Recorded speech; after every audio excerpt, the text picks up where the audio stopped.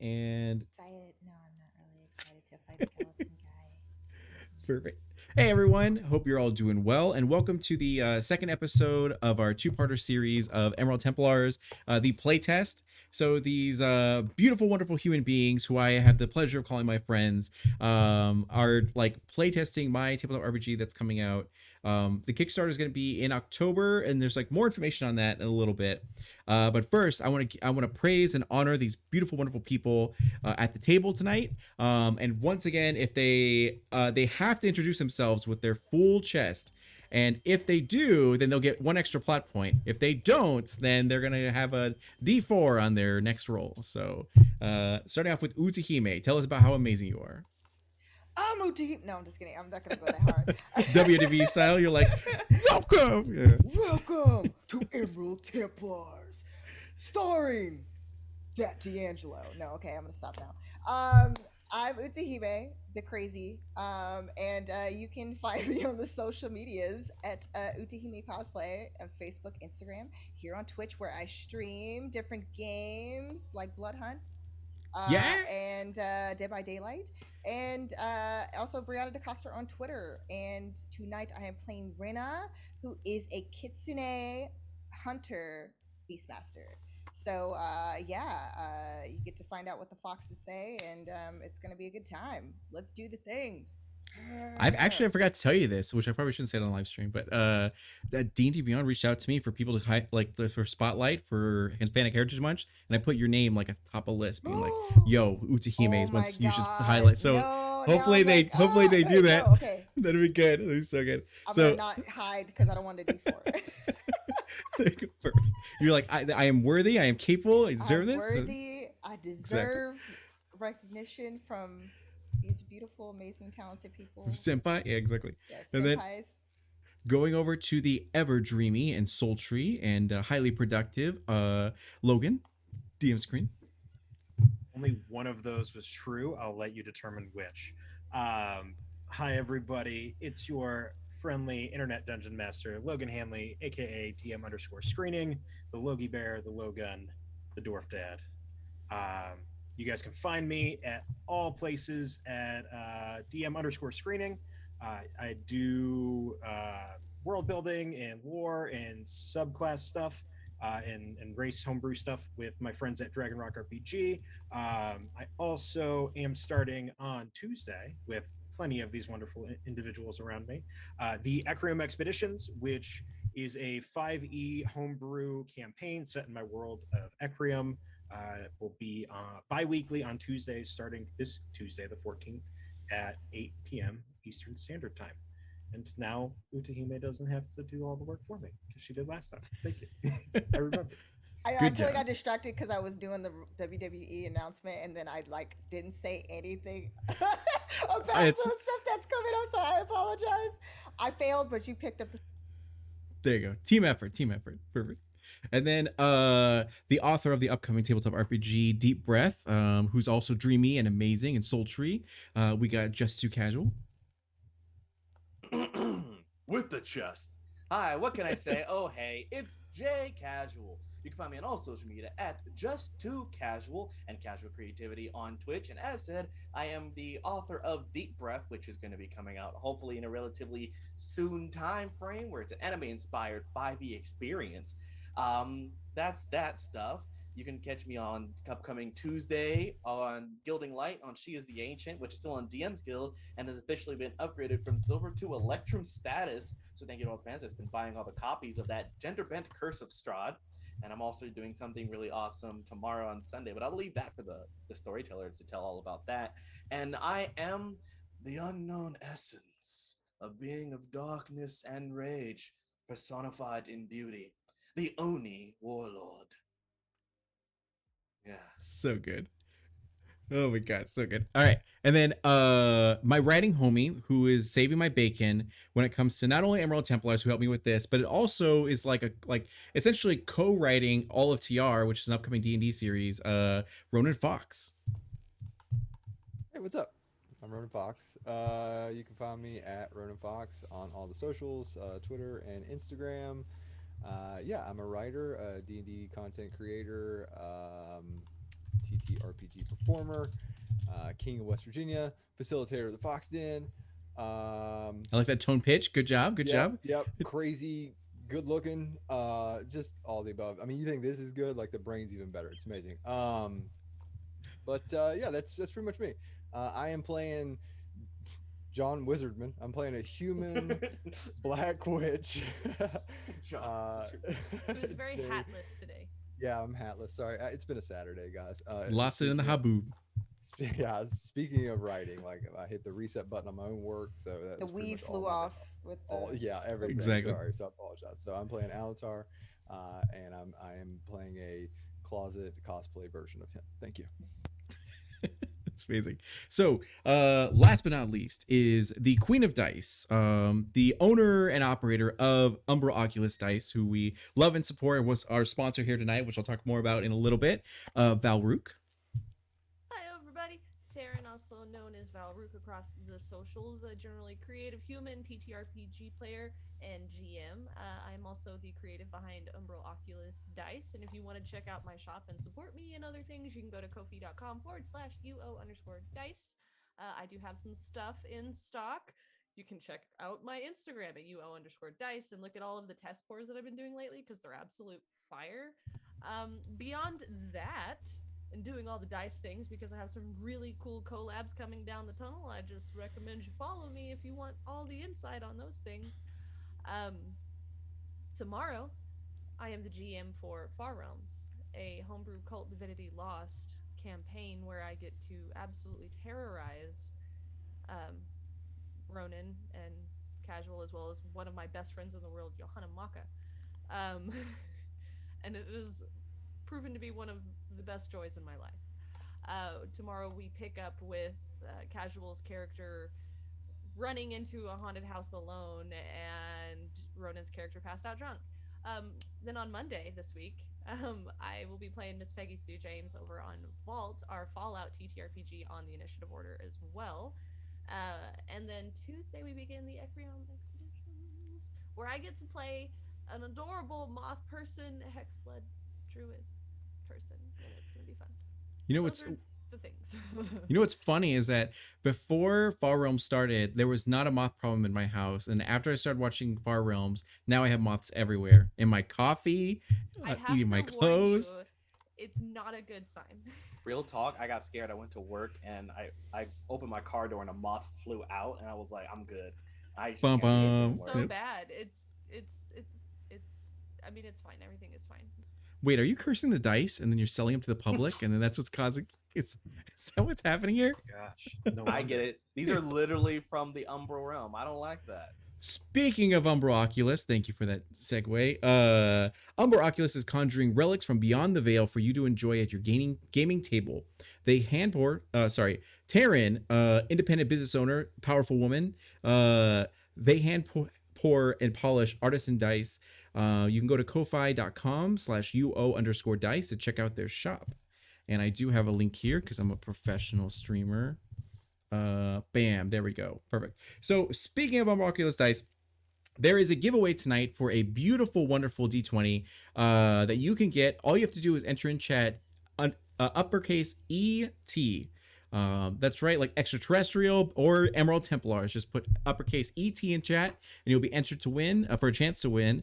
And yeah, so this is, or sorry, my name is D'Angelo, D'Angelo Murillo, and you can find me on social media at @_D'Angelo. This is my channel where I put together a lot of projects and events to help our community out with paying performers, with being able to promote diversity and inclusion and all this sort of stuff. And it's really, really cool.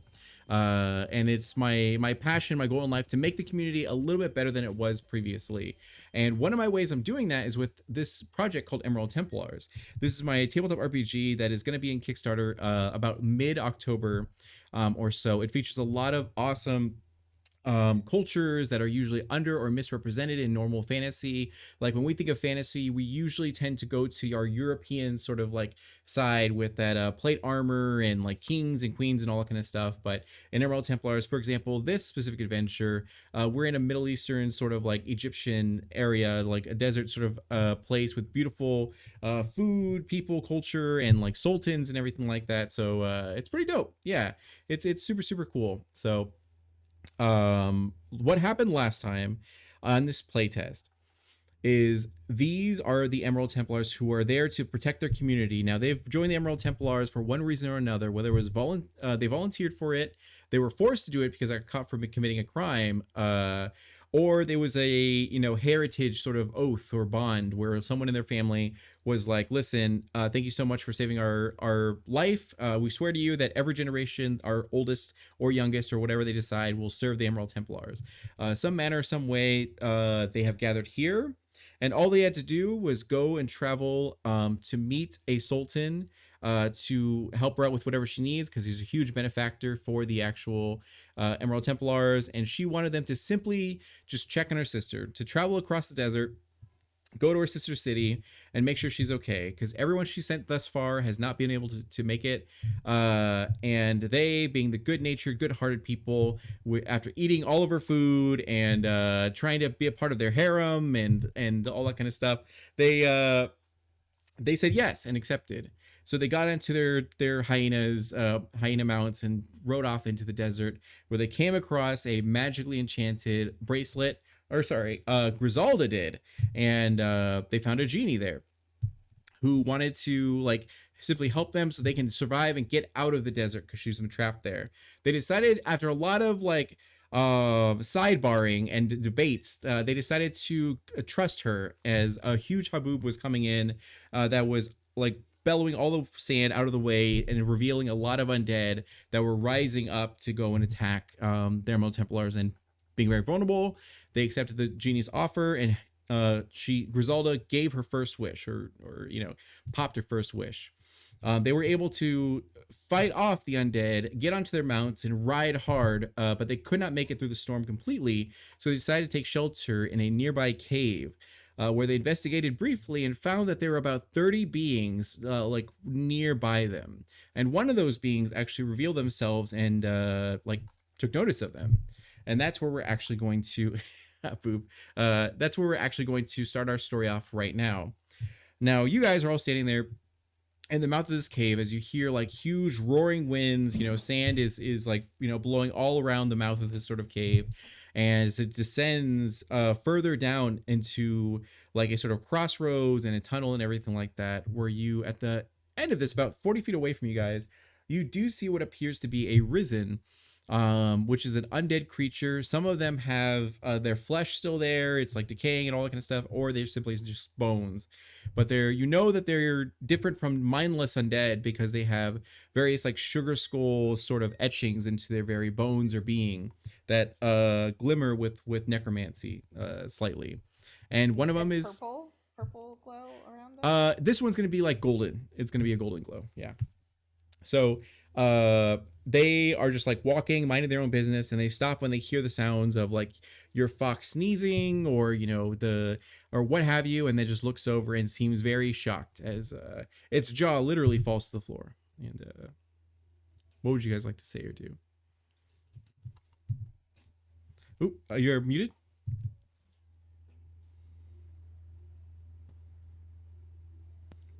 Can you hear me now? Yes.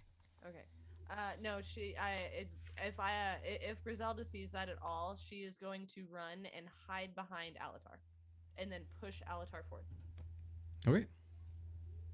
Go to shuffled and try to find a new hiding spot. You go behind Unknown Essence and push him forward. It's like perfect. Okay, it's not actually, one of yours. I'll shout to her.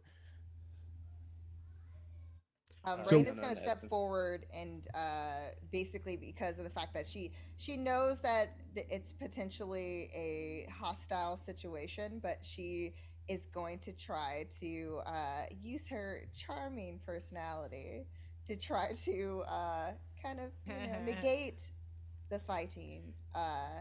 She's going to say, Well, hi there, Mr. Skeleton. Man, woman, thing. So, we're just here because we needed some shelter before we go take care of a mission. So, I hope you don't mind us being here. Sorry if we intruded on any skeleton party or whatever you were doing. We really don't mean any harm, so can you please not try to kill us? And uh it's a good thing you said that because I didn't like fully describe them, but this risen is a skeleton. It seems to be of an oni. Its horns are still like growing from its actual skull and all that kind of stuff. As it picks up its jaw off the floor, and it is clad in like bronze armor, many of which you saw like as a town guard back in Bysum, where you guys came from, where you guys met Sultan Azim, who sent you on this mission. And this oni like shakes their head and picks up their jaw and puts it back onto as it just like snaps and clicks in a satisfying sound to its like mouth, and you see a bit of a golden sort of glow emanate from its mouth as it begins. You hear a voice begin to speak out to you and goes like, "Oh no, I would never ever think of attacking the Emerald Templars." And as he like goes over to you, kind of clatters a little bit, and he goes like, "You guys are saviors. Like you finally someone's come to help. We have to tell the others." As you see from the eye sockets, and you guys have been around Risen enough to know whenever they are feeling immense emotion, their soul begins to seep out of their like eye sockets a little bit. So it like looks like tears essentially. And he goes like, "We've been stuck here for weeks. Like we thought that we were gonna like essentially like have final death here." And he goes like, "Where have you come from?" And we'll take this moment to actually have you guys introduce your characters. That way they get the physical description and like know what they're dealing with and all that. And we're gonna start with Reina. Okay, so what you see, she's very slim but still curvaceous. She's about probably like 5'8". She does have really bright copper curly hair, and it's kind of like short and kind of like a little cutesy bob. And then she has, of course, her fox ears and kind of the markings of a kitsune, but still pretty much mainly in her human form. She's wearing what is kind of a shorter, I would say more sexy style of a traditional kimono in black, and it has floral red and golden flowers woven into the fabric. And so she's showing a little bit more of leg and a little bit more of the chest area than most kimonos are known for showing. And she does have like really long red fingernails that she painted. And she's wearing traditional style sandals, but without the socks, the wooden sandals. And she also has two of her foxes, because she's a hunter beastmaster with her, Tayo and Suki. And they basically look like one is Tayo is more of a white, just white fox, and the other one is actually like a black color. Black, So it's yeah. kind of odd. It's odd because usually you're known for like most foxes with the reddish color, but these obviously are very different from your typical foxes. But they're much smaller. Perfect. So they're near her now. They've kind of like, because they didn't know if it was dangerous, they went back to her because they originally went to go scout, and they warned her about the skeleton peeps. And so then they came back, and so they're like kind of like, one is like on her shoulder, the other one is like kind of down by her side. That's amazing. And then Griselda. So Griselda is she probably stands around 5 foot tall, and she would be white, but she's kind of older. She's probably not quite as old as she looks, but she's older and kind of dingy gray looking. She's very gaunt, and she's actually quite thinly built, but you cannot tell because she's covered in like she has like loose fitting kind of like harem pants with like somewhat of like a robe like tunic over it, like wrapped tight and everything. And then she has like her headscarf, very sunken eyes. She has like one tooth that sticks out like half sideways. Her ears hang low most of the time rather than being perked quite up, mostly because she spent so many years trying to tell people the truth about everything that's going on. And none of you assholes want to listen when I try to tell you about the truth and everything, and you just gawk at me and put quarters in my basket even though I'm trying to tell you other things. And needless to say, she's not exactly a pleasant sight. Perfect. And then Unknown Essence. Unknown Essence stands at about 7'8" with an additional 6 inches of just pure horn, skin appearing obsidian, almost like obsidian stone with a glistening to it and a pink tone to the luster. The biggest details, the skin does seem to show like almost energy radiating through underneath the skin. Little to no actual clothing outside of like it seems like a almost like a kilt like skirt is being worn and a torn cloak on the torso, scars across the entire mass of its body, and the Emerald Templar tattooed on its neck all the way down right above below its collarbone, wielding a massive sword that's about almost the size of its own body, and a what seems to be like a bandana that's sealed around its mouth that seems to be radiating a dark, almost bioluminescent purple glow that echoes anytime you see their mouth start to open, this radiant energy, and these eyes with a white soft glow, almost a twinge of hope in them. Perfect. I don't believe it. And then Alatar. Too positive. Yeah, Alatar is a human. He is. What's a human like? They're the best. Are they? Are they the best? I was Probably John Witchman. But he is wearing very baggy robes, linen pants, just kind of it could easily double as pajamas. His look is very stereotypical, like TikTok witch. So he's very neat, very clean. He's got like the Orlando Bloom facial hair that was popular a couple years ago, and he wears a lot of jewelry, a lot of rings, a lot of necklaces. That's where his Emerald Templar insignia is it's one of the necklaces. Typically he does wear a big brimmed hat, but because of the storm it's off. He's got his hair pulled back, and he's got the hood of his robes up like I'm wearing now. So, and he is a black witch, which is a sort of what do you call, you're calling them shepherds, right? Sort of shepherds of the earth, as far as Yeah, Black Witch would be like astromancer, so anything right, like looks for foreign threats and make sure that they're not coming through. Yeah, on almost like a on the cosmic stars. level. So, Exactly. Yeah. yeah. So that's what I am. Perfect. And then Yash Slav. Yeah, Yash Slav is probably the shortest of this Emerald Templar's companionship. He is a goblin thief highwayman who thought that he was going to be the leader until the Unknown Essence showed up, and then he quickly learned his place as the spokesperson and mouth of the Unknown Essence, which now is a title that doesn't matter anymore since we all know sign language. So moral of the story is he's a goblin, and yeah, that's about special with him. Doesn't have a job no more. Unemployed. Yeah, there you go. So yes, so this Oni Risen is up to you guys. It seems that he's like very emotional because a piece of his soul are like seeping from his actual eye sockets as he goes like, we've got to tell the elder, like they would love to speak with you, like please come follow me, as his armor is like clattering, and you see that he still has his armor and everything, and you can see that there is like a very large hole in the front of his chest and in the back of his chest. That must have been how he died, essentially, as something had pierced through him and then ended his life as he descends Reina down. grabs a handkerchief from her little pouch. In case you need it. I mean, you're gonna see your boss. So you might not want to be seen shedding tears. And he goes, oh, thank you, as more tears begin to like stream from his face as he like takes the time to like wipe it and everything like that, and then hands it back to you. And he goes like, my father was an Emerald Templar, so I have like a lot of respect for you guys.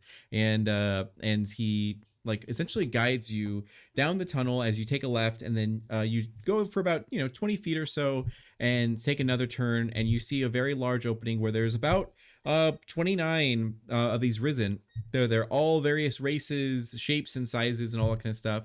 And in the very back is an older looking sort of skeleton that seems very frail, very brittle, and the shine from his markings are very, very dim, showcasing that he's a pretty old risen, and final death is probably going to be near. As everyone kind of gets excited when they see this insignias of Emerald Templars enter. And as this person, this Oni actually goes and says like, look, we're saved. There's the Emerald Templars are here to help us out, as everyone gets up from their seats and kind of all murmurs and chatters to each other as they clatter around you guys and are super, super hyped to see you. And What?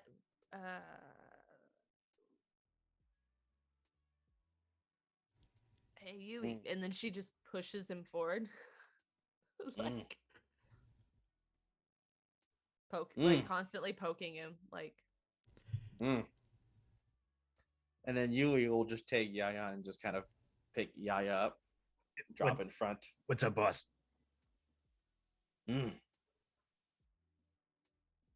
Hey, Reina, you seem to be the talker out of us. Boss wants you to do the talking here. there is a nice cushy seat if nearby if you'd like to like sit down. Well, I don't mind. I mean, they seem really nice and friendly. What was your name again? And then she turns to the one that helped guide them down there. It is going to be Har. So he tells you it's Har. Thank you so much. Again, as he like everyone parts this is like they parts to have the elder have clear line of sight as he gets up from his seat and his bones are rattling and shaking as he's heading over to you, and he's like has a cane that he's sort of using, and he goes like, oh my gosh, I thought we were going to be done for, like, you know, praise be to the new gods and everything. And he goes, has the storm stopped out there? Like, is it over? Can we leave? I think it's still passing through. What do you mean still going? It's been like just starting. It's not done yet. Or else, I mean, we wouldn't be here. They look to each other and they're like, no, it's we were traveling, you know, and we're just merchants that we're traveling down the road trying to get from one city to another when the storm like just immediately happened and just like came over us. Whenever we get into the actual cave, it begins to die down, but if we try to take any steps out of it, it begins to start up again and rush out.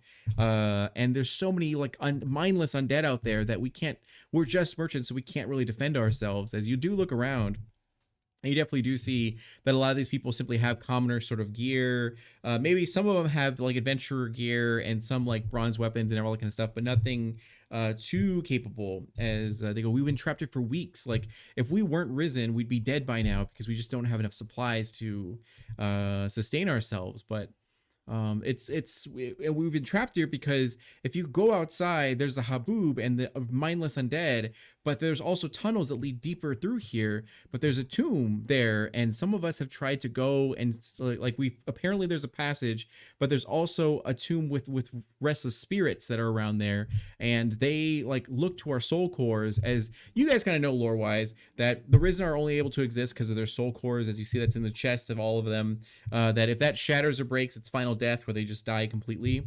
And spirits love to consume the souls of risen. So they go like, we don't have the means to be able to go outside nor go further into the tunnels to get past that passage. So we've been stuck here waiting for any sort of reprieve, and finally you're here. As and they kind of just like look to you with hope. Reina turns to Al. Weeks? And he, Al, so they're talking about spirits and stuff. Don't you kind of do all of that with the spirits and making friends with them and stuff, and like you did with Cherry last night? It's a bit of a broad categorization. I think there is actually maybe. You know what? Yeah. Just ignore the little old lady that fucking knows everything that we're talking about. And Griselda is going to walk to the back of the group, and she feels like her words have fallen on deaf ears. So I'm gonna take a hinder. Okay. Perfect. So you now have one plot point, and you're bitter and frustrated in this situation. And then, yes. So they all look to you with hope and go like, well, like surely you can do something. Like, can you escort us out to town again, or maybe you can take care of the those beings that wander in the tomb, maybe. And So you're saying that for the past week or weeks, the 3 storm is weeks.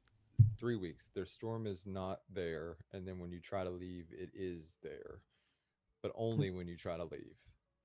And the elder kind of goes like, correct, every time. Like we started off with just 5 of us, but it seems like more and more travelers were trying to just travel to specifically to Astu, which is the which you guys know is the place where Sultan Farah, where you're trying to go to, is. And like we were trying to get there, and like this haboob came out of nowhere and like came upon us, and we ran with all of our might to this cave, and it's the only sanctuary we could find in the desert to wait it out. But yes, every time we try to leave, we've seen the storm like just fall over us, and then or undead, fall upon them. And many have tried to leave, but many have failed. And So he'll turn to Reina. It's definitely unnatural, but not my area of expertise. Where's Grizz? And I'll look around to see if I can see her. Mm. Oh, isn't she probably like trying to sell one of her little statues again? The ones that She's suck. she's over there spitting on the ground. Hey, At you, like towards y'all. hey, come here. Okay, fair. And then Look, Yui's I'm gonna dressed pick up in all- Grizz, and then walk towards the group to the front. it's like a plushie. It's Mhm. like the kittens when they get picked up, like her legs and her hands like crinkle up as she's being held. And your skin like sags. It's like, Yeah. Listen, they don't understand the things that we do. They get confused about who does what. It's fine. Just get over it. Okay, Jesus. Just, do you know anything about why this would happen?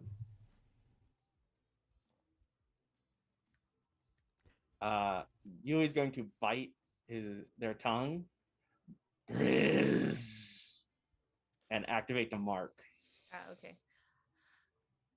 Well, I mean, okay, dark magics, all the necromancy, all of the bad things that everybody does around here.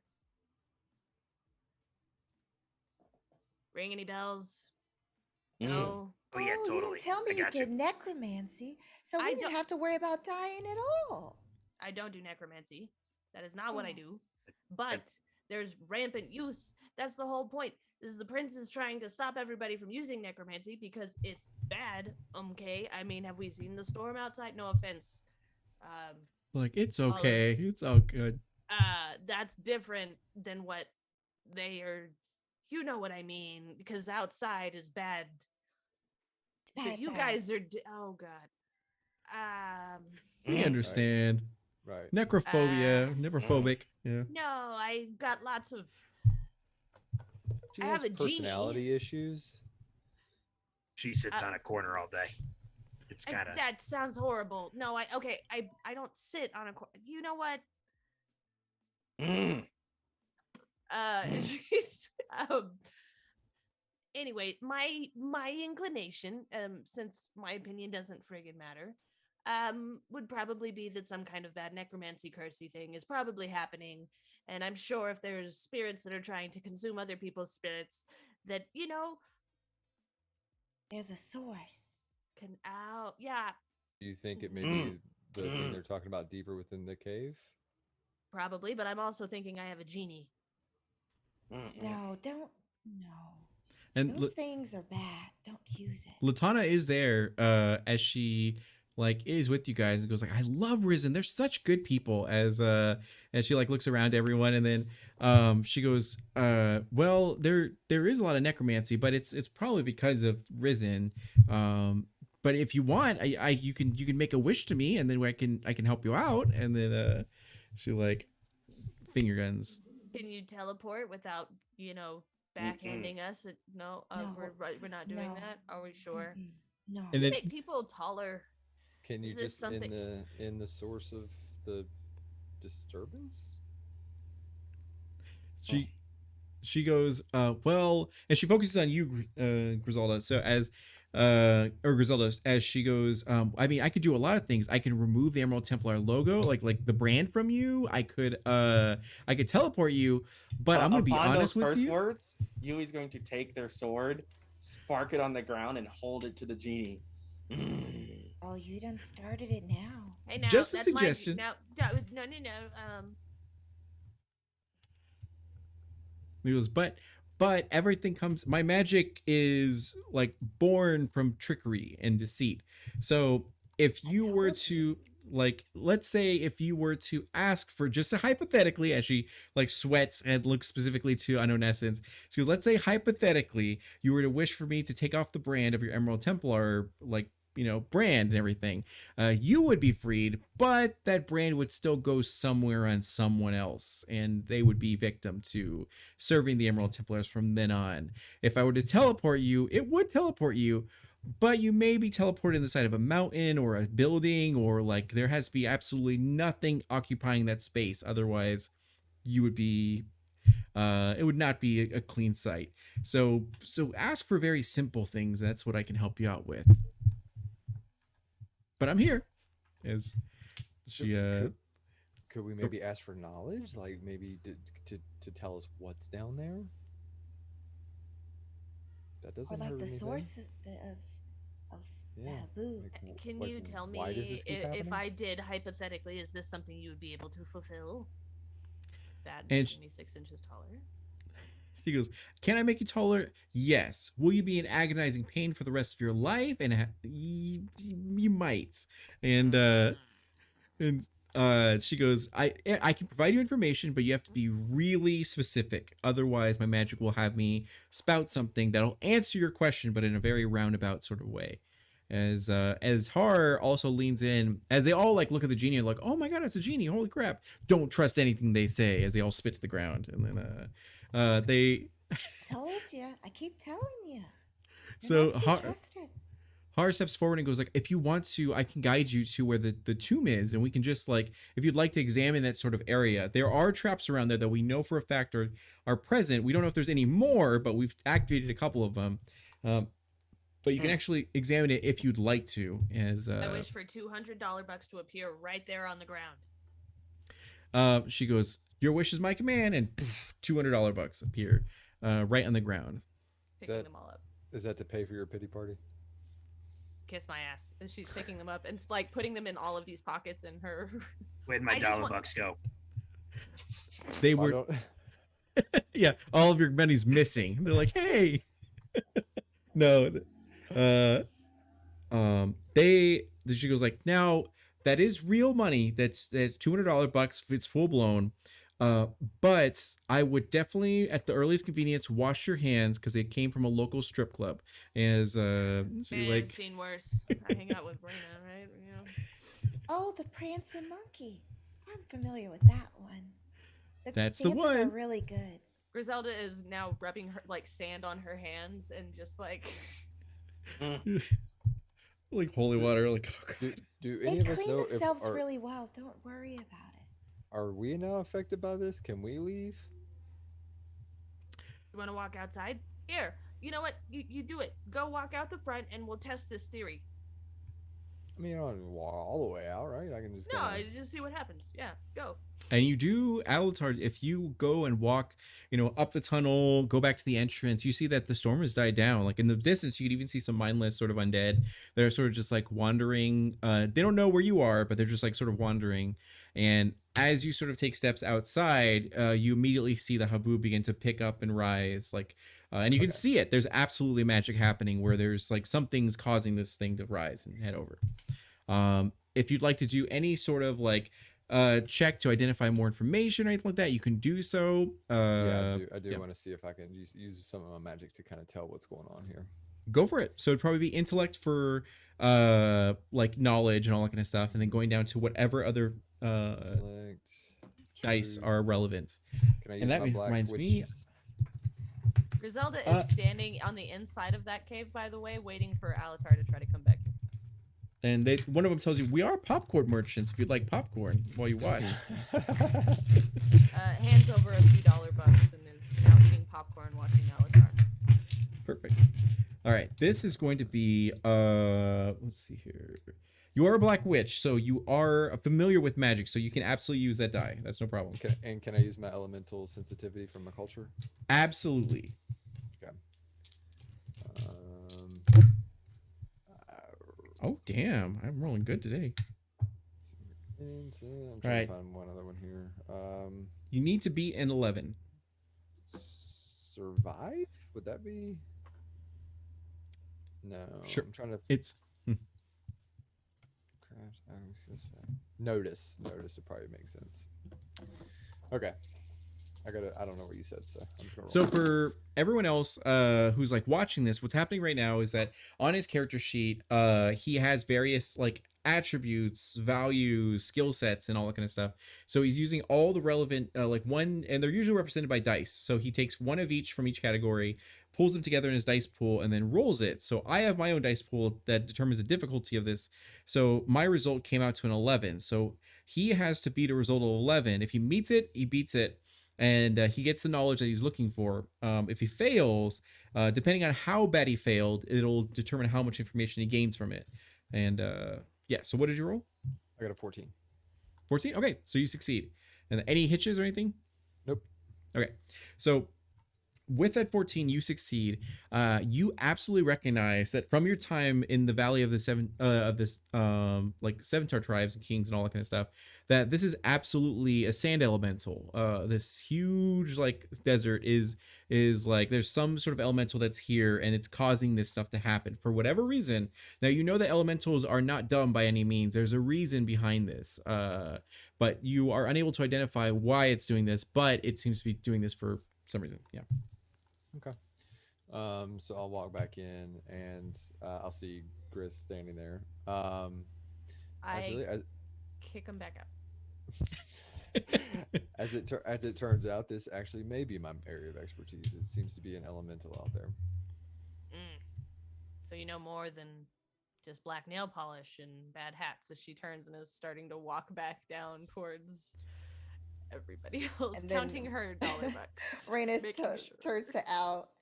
Well, I really like your hat.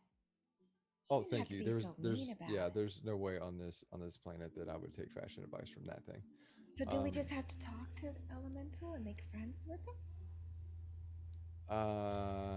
From your knowledge, you know that elementals can be extremely passionate. So some elementals, it's like it is a spectrum, but it's also very extreme as well. Where some elementals are extremely ruthless and they will not, be diplomatic at all, and others are pretty chill and can be talked to, and everything. Yeah. It's a crapshoot. I don't know. Maybe. But if maybe there's not. any chance, I mean, I like to gamble odds. Sure, I just don't know if we would survive getting close enough to talk to him or it. I guess. Using the send finger sign. Alatar up there to go talk to it. Way to assume my gender as I said them. Apologies. I said them. I did. I assumed. What did So- Let's go. do You- you The say? signs, let's go. Okay. To where? Which where way? inside? All right, The- boss. Now, undead there- people. Looks over And- to what was the guy's name? The one that Har? shot us? Har. Yeah. Motion.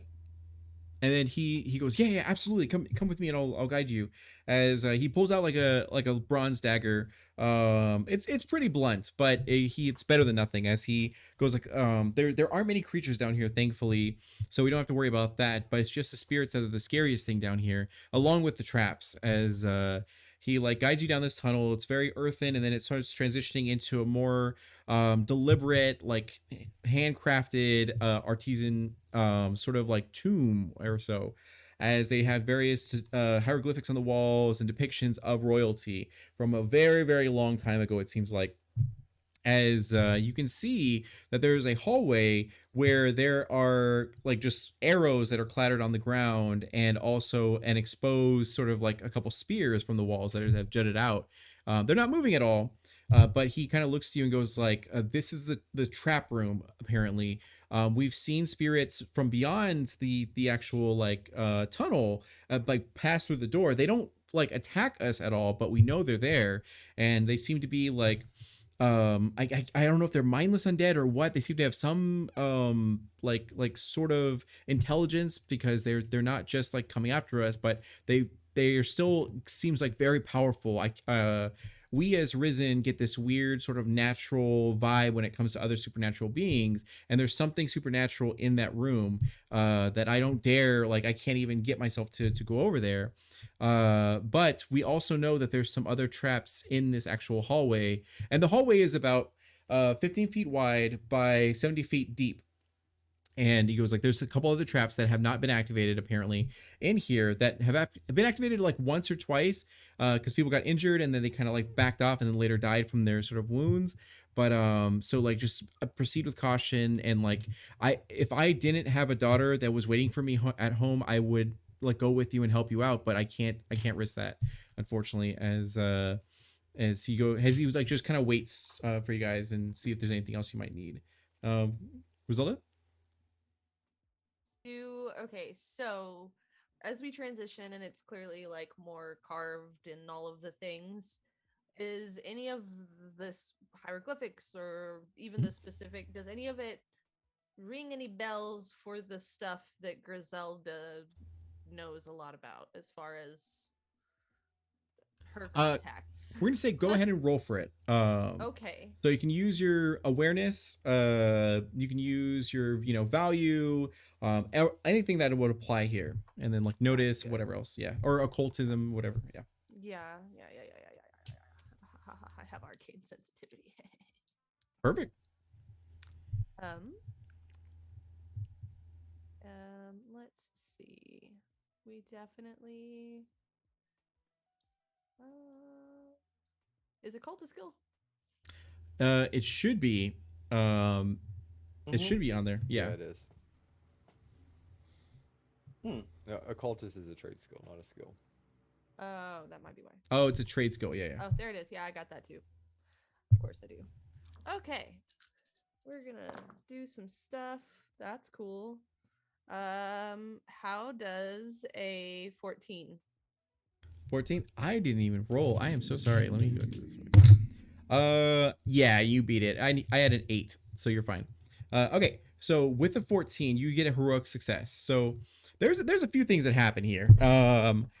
Since you got a heroic success, what happens is that you're looking at all of these sort of hieroglyphics and this artistry on the wall, and while everyone else is sort of talking and gathering themselves and looking around, you can definitely see that there's images that you've seen before in whatever tome you like, how you discovered upon the old gods, because the old gods aren't really common sort of knowledge too much. Like there's maybe fables that they existed, but you've actually researched and studied them and know about them. Yeah, exactly.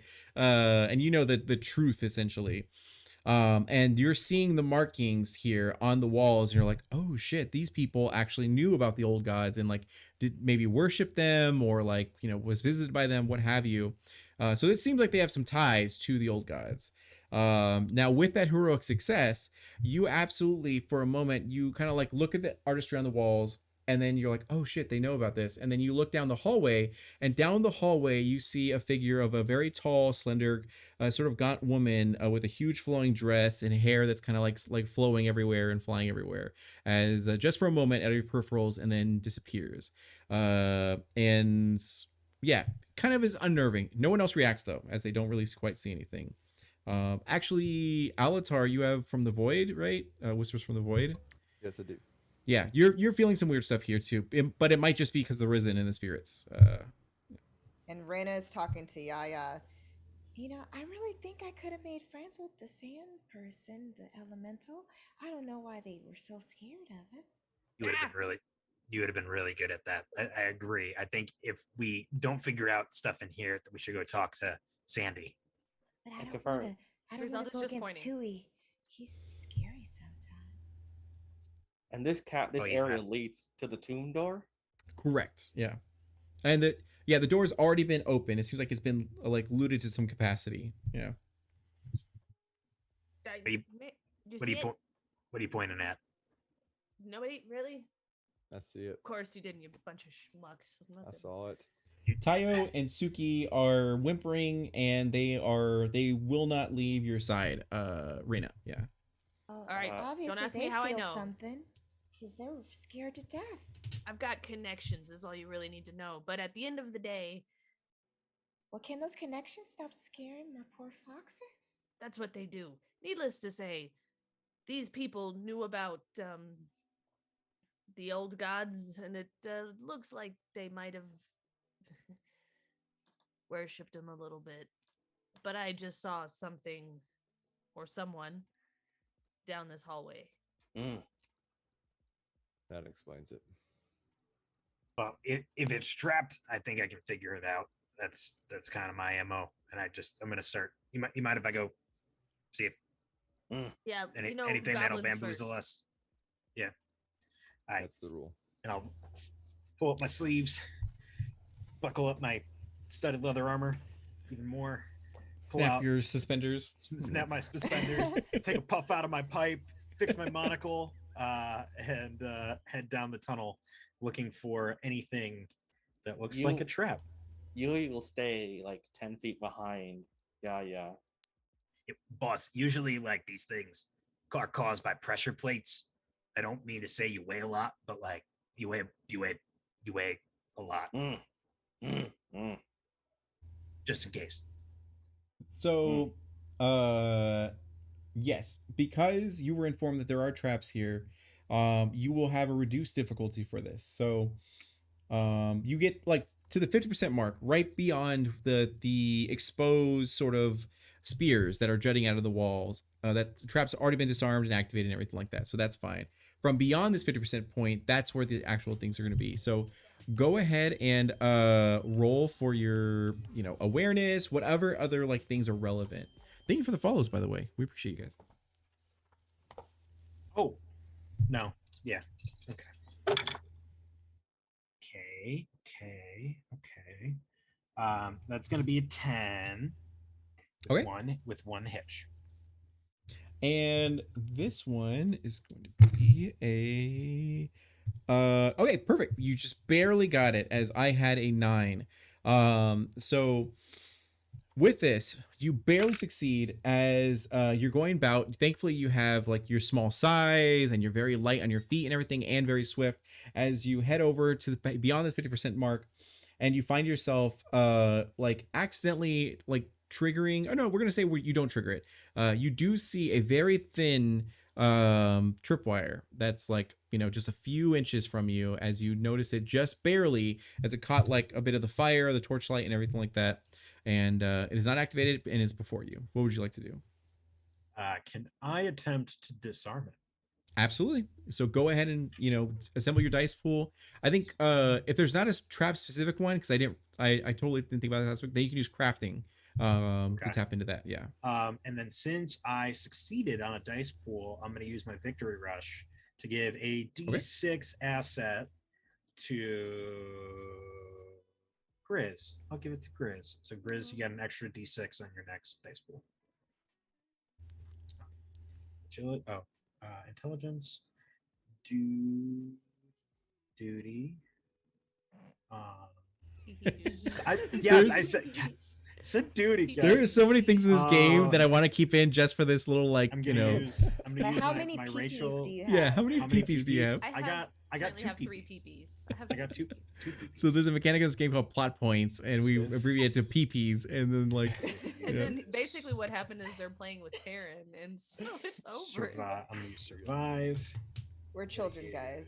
Exactly. Deal with it. Where's my? Gotta uphold my rep. It's the best though. You can't change it now. Like it's. I know, right? It's like craft is a D6.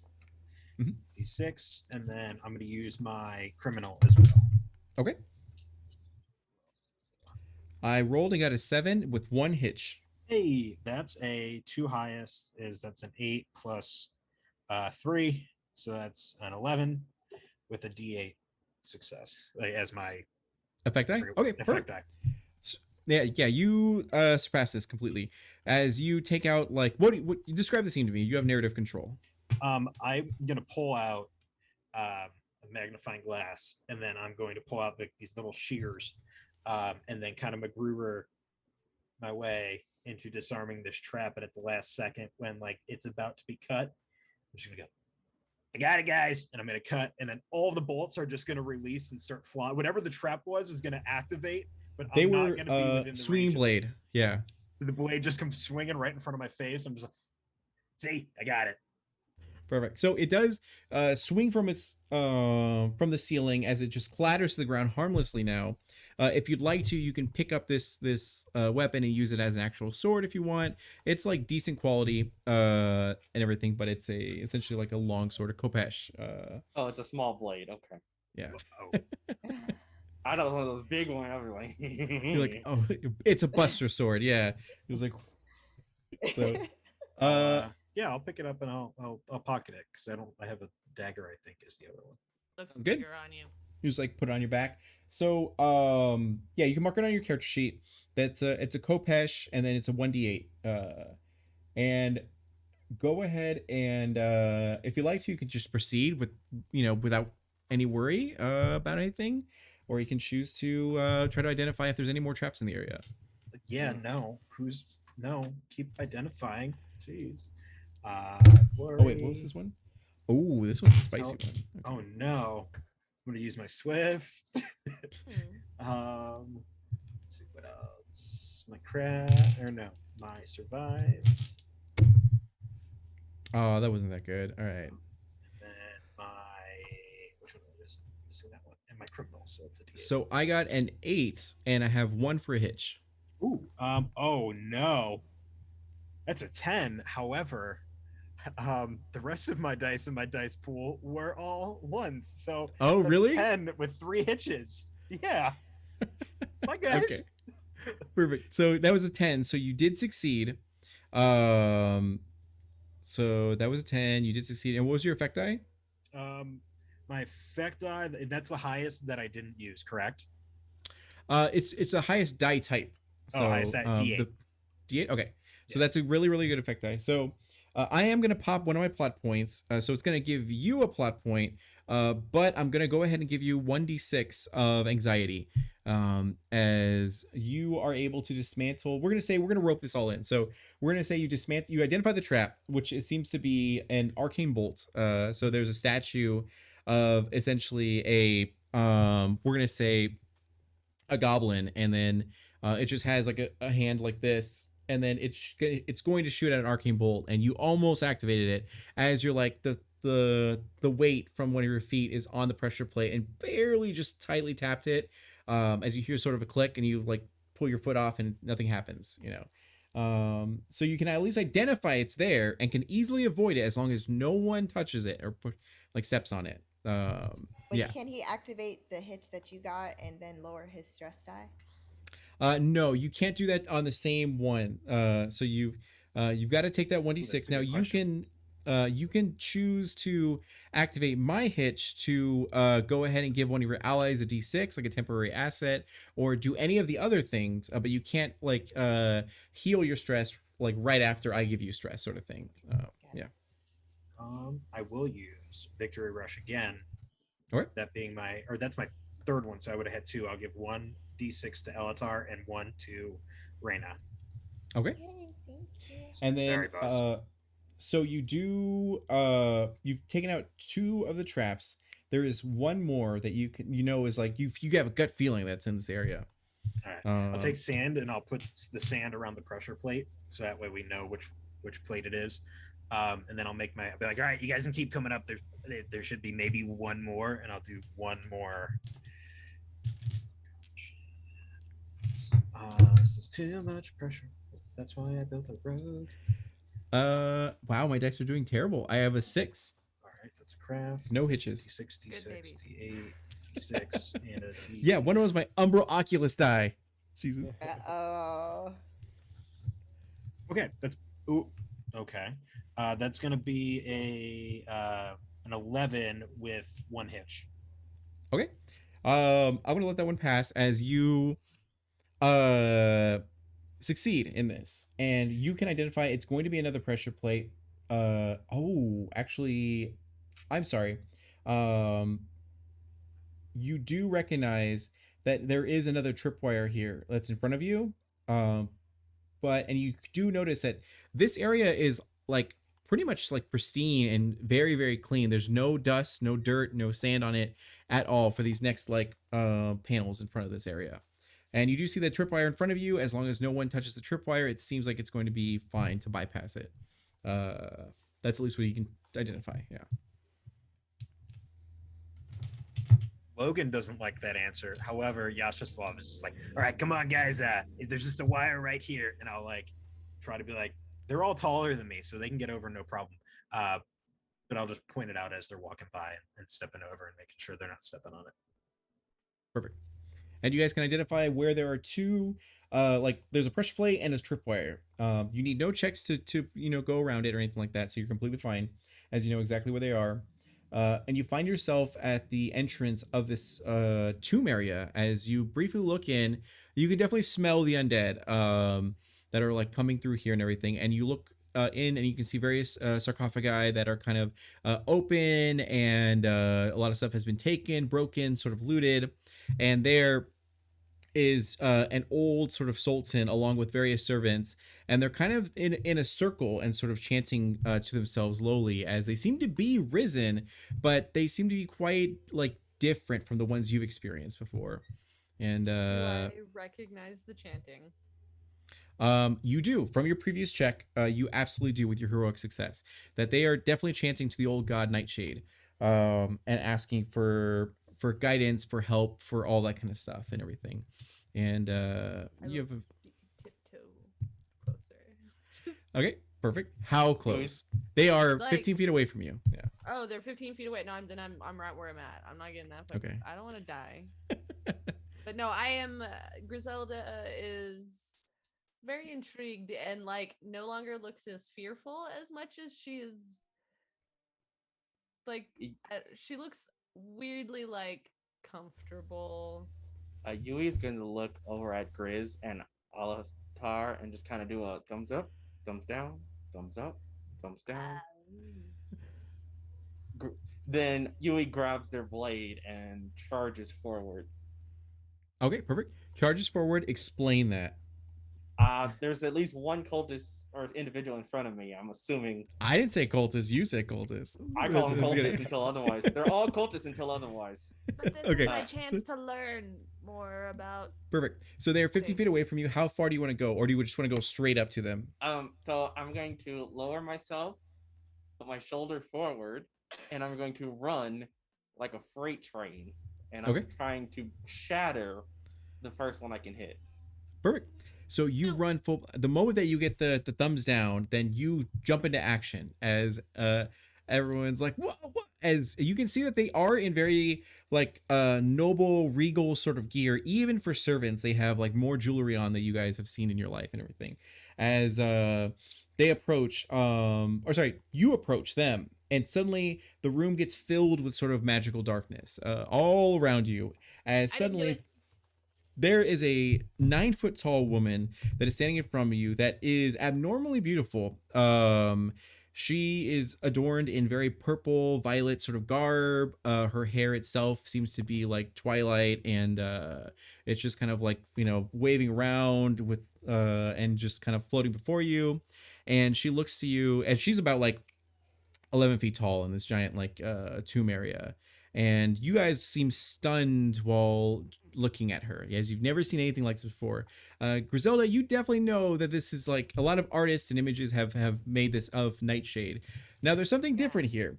So one, for all of you, she appears as a very like beautiful woman, ethereal, very graceful, and kind of gaunt a little bit. As she has various tomes, she looks very tomes that she's kind of like thumbing through, and she's very exhausted. It seems like, from bags under her eyes and all that kind of stuff. And she has 4 arms.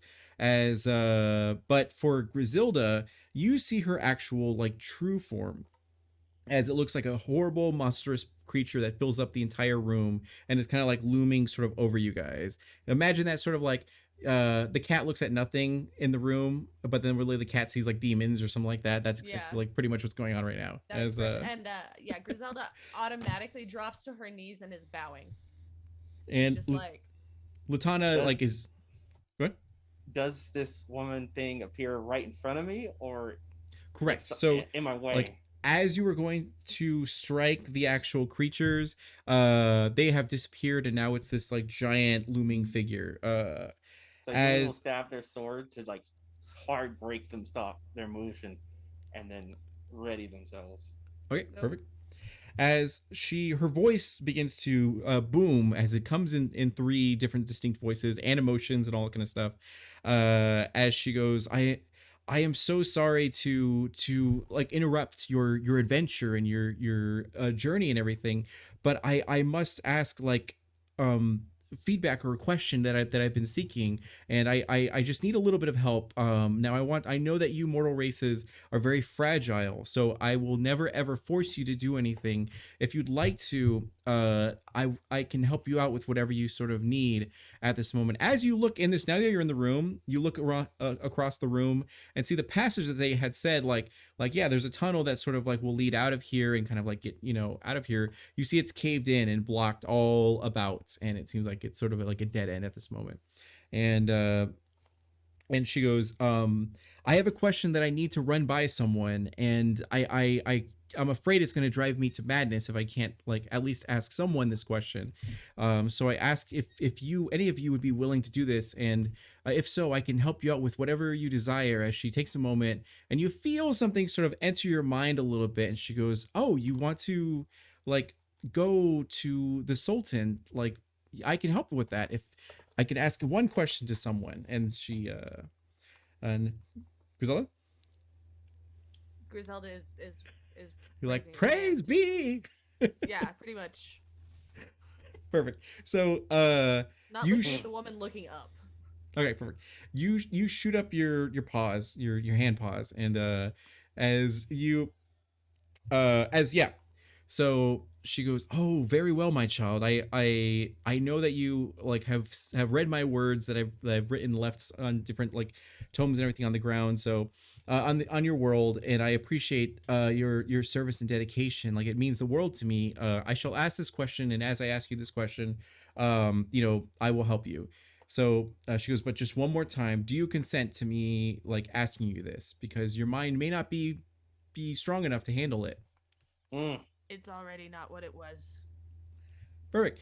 So she goes, very well. As she, you see a twist and twirl of smoke as she appears to be your height, and then she leans in and whispers a question sort of in your ear, and she asks like, um, is this a dream or is this real life, sort of thing. And she begins to like ask you sort of like, are we like truly real, or are we just the figments of some imagination of higher beings that are like, are we just pawns in a sort of game that we can never escape? Like, do we exist when they're not playing that game? And like begin to spiral with various questions and all that kind of stuff.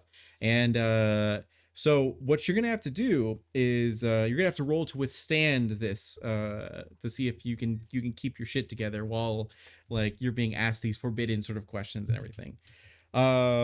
So there we go.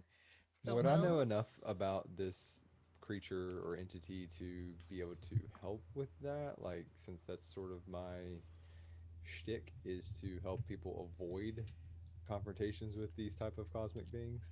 And what is your intention? Is it to like give her an asset or to Essentially, yeah, just to basically help her. If I can understand what that she may be trying to do, helping Grizz kind of avoid what I think may be the result of that. go ahead and roll for whatever you feel is relevant, Okay. and then we're gonna see.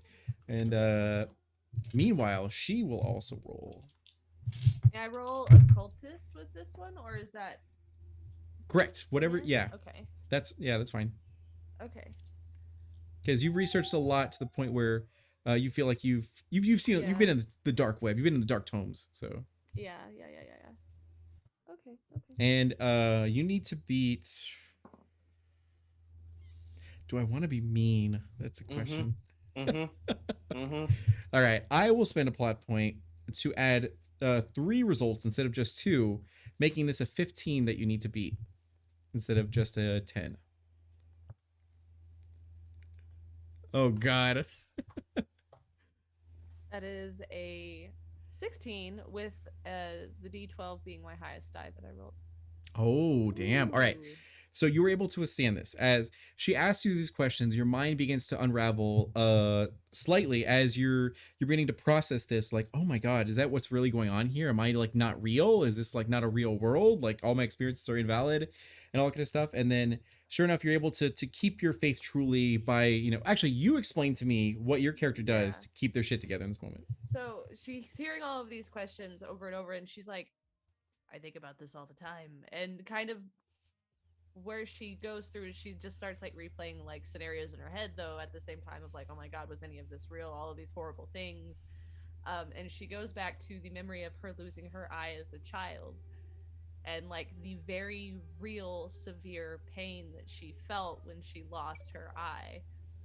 And her response and what keeps her like grounded is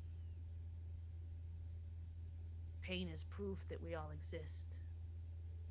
If we were a figment of our own imaginations, we wouldn't make pain. It's And all relative. as you're answer, as you like listen to this and her words like just scramble your brain, Good essentially try to Good you answer. you respond that she goes Family like, Feud. yeah, and she's like, that's good. As she like goes back to her large frame and size, and she goes, thank you. Oh, right. And she waves her hand, and you see before your eyes all the crumbled stone and the ruins begin to reverse pretty much time, essentially, as it goes back to how it was the day it was crafted. And the tunnel before you is no longer blocked and it's completely fine. Alatar? Okay, so obviously I didn't need to play into that, which was good. But just for fairness sake, I did roll 14 with 3 hitches. A 14 with 3 hitches? Okay. Question. This is a very important question. Were you using magic for this roll, or were you simply... Well, Because if you were using magic, we were you would... literally just talking about this. Because if you're using magic, that activates the chaos magic table. But if it was simply you were just like, how can I help this person? Then like... No, I mean, my thought process was that I would be using some form of magic to attempt to alleviate or calm her through that process. Yeah. Because I wasn't near her, I wasn't beside her, so I was using magic to do that. Okay, perfect. So first off, well, yeah, let's do that roll first for the chaos magic table. That way we can see what happens. So Okay. whenever a spellcaster who's using any sort of magic you gets 3 hitches or more, then they activate the chaos magic table. So the bigger the spells are, the more dice they have to roll, which increases that chance. And the whole game is... Oh, I have favorites on that list. So yeah, some of them you created, I think. You were there for that, yeah. Yes, I was. So let's go ahead and now, would you like me to roll this, or would you like to roll this, Ronan? Nah, let's have you roll it. Okay. You're too excited about Why that. don't you both No. roll and you get to decide? Pick the which worst one. Yeah, one. pick which No, one is I wanna better. be- I want to be Yeah, right? completely surprised by what happens. Okay, so that's a 59. No So idea what with that means. 59, okay, perfect. So in this spell, are you trying to shield Griselda, or are you trying to like do something to Nightshade, or this? No, it would be like a mind Shielding shield Griselda? sort of thing. Yeah. Okay, so you're shielding, or you were attempting to cast something to help out Griselda. So your spell causes the target to explode in brilliant light, causing all creatures within its blast to and blast radius to take 1d6 physical stress. So you're like, I'm gonna shield you, and it just goes like, whoa, and then yeah. So you don't explode and die. Okay, You just okay, like all right. radiate light. Yeah. So it's blinding. So everyone's gonna take 1d6 physical stress from this. You're gonna step that up. Oh, Even me? What if I already have 1d6? No, physical everyone stress? else but you, essentially. I'm sorry, say it again? dude, If I It'll- already have 1d6, does that go up to a d8 then? Correct. It'll step oh up. no! Oh no, guys, jeez. this is not good. Yeah. LL, going- what'd you I'm do? going to tell no one. Yash Slav is not gonna take any damage. Yeah. For the negate. Thank you, boss. Neither is Alatar. Oh, thank God. Actually, let me know if I can use this technique more than once in one instance. So without Sure. look Reina outside not take it. Let says Alatar I take can it. He take blew up an ally's physical stress. It doesn't say how many times I can use it. Can I use it as Yeah, many yeah. times as possible? Uh, you can spend your plot points to use as many times as you'd like to. So you can use it back to back if you like. Yeah. So I'm gonna take all the physical stress. Okay. So so that's so Griselda gets nothing. So that's Reina and Yash Slav and then Alatar. So that's 3 step ups. So you'd be at a what, D10 or would you be at a D12? 10 because I can negate my own. 10. Okay, perfect. So you'll be at a you'll be at a D10 as Nightshade's like, that sucks, nerd, as they like leave. And what was your total again for My Alatar? total? Yeah. Yeah, it was a 14. So 14. I don't So know you if succeeded in your those roll. things- So okay, we're all right, gonna I'll say work with it that. does help her like maintain her stress, but we're gonna say out of the panic, out of the like sheer sight of some unknown entity that you've never seen, because she didn't introduce herself. She was simply just like appeared before you and all that kind of stuff. So you're like, oh god, as you do this. So that was fun. Thank you. Please keep casting spells because like I want more of that. And okay. So the passage before you is cleared as there's a way out of this madness. Har will kind of like yell out to you like, "Is everything all right?" As he was like, "What was that light?" As they're essentially yelling to you. What he said. And Yui will start making. We'll go to check out the tunnel. Perfect. You check out the tunnel. Okay, Found the boss? tunnel. Give us a minute. Are you okay? Now, And as Yui shakes it off and goes to check. will the health potion help decrease his stress? Yes, it will step it down by I think 1. Okay, so Reina's going to, because she's like, oh, boss just did something and he's hurting bad.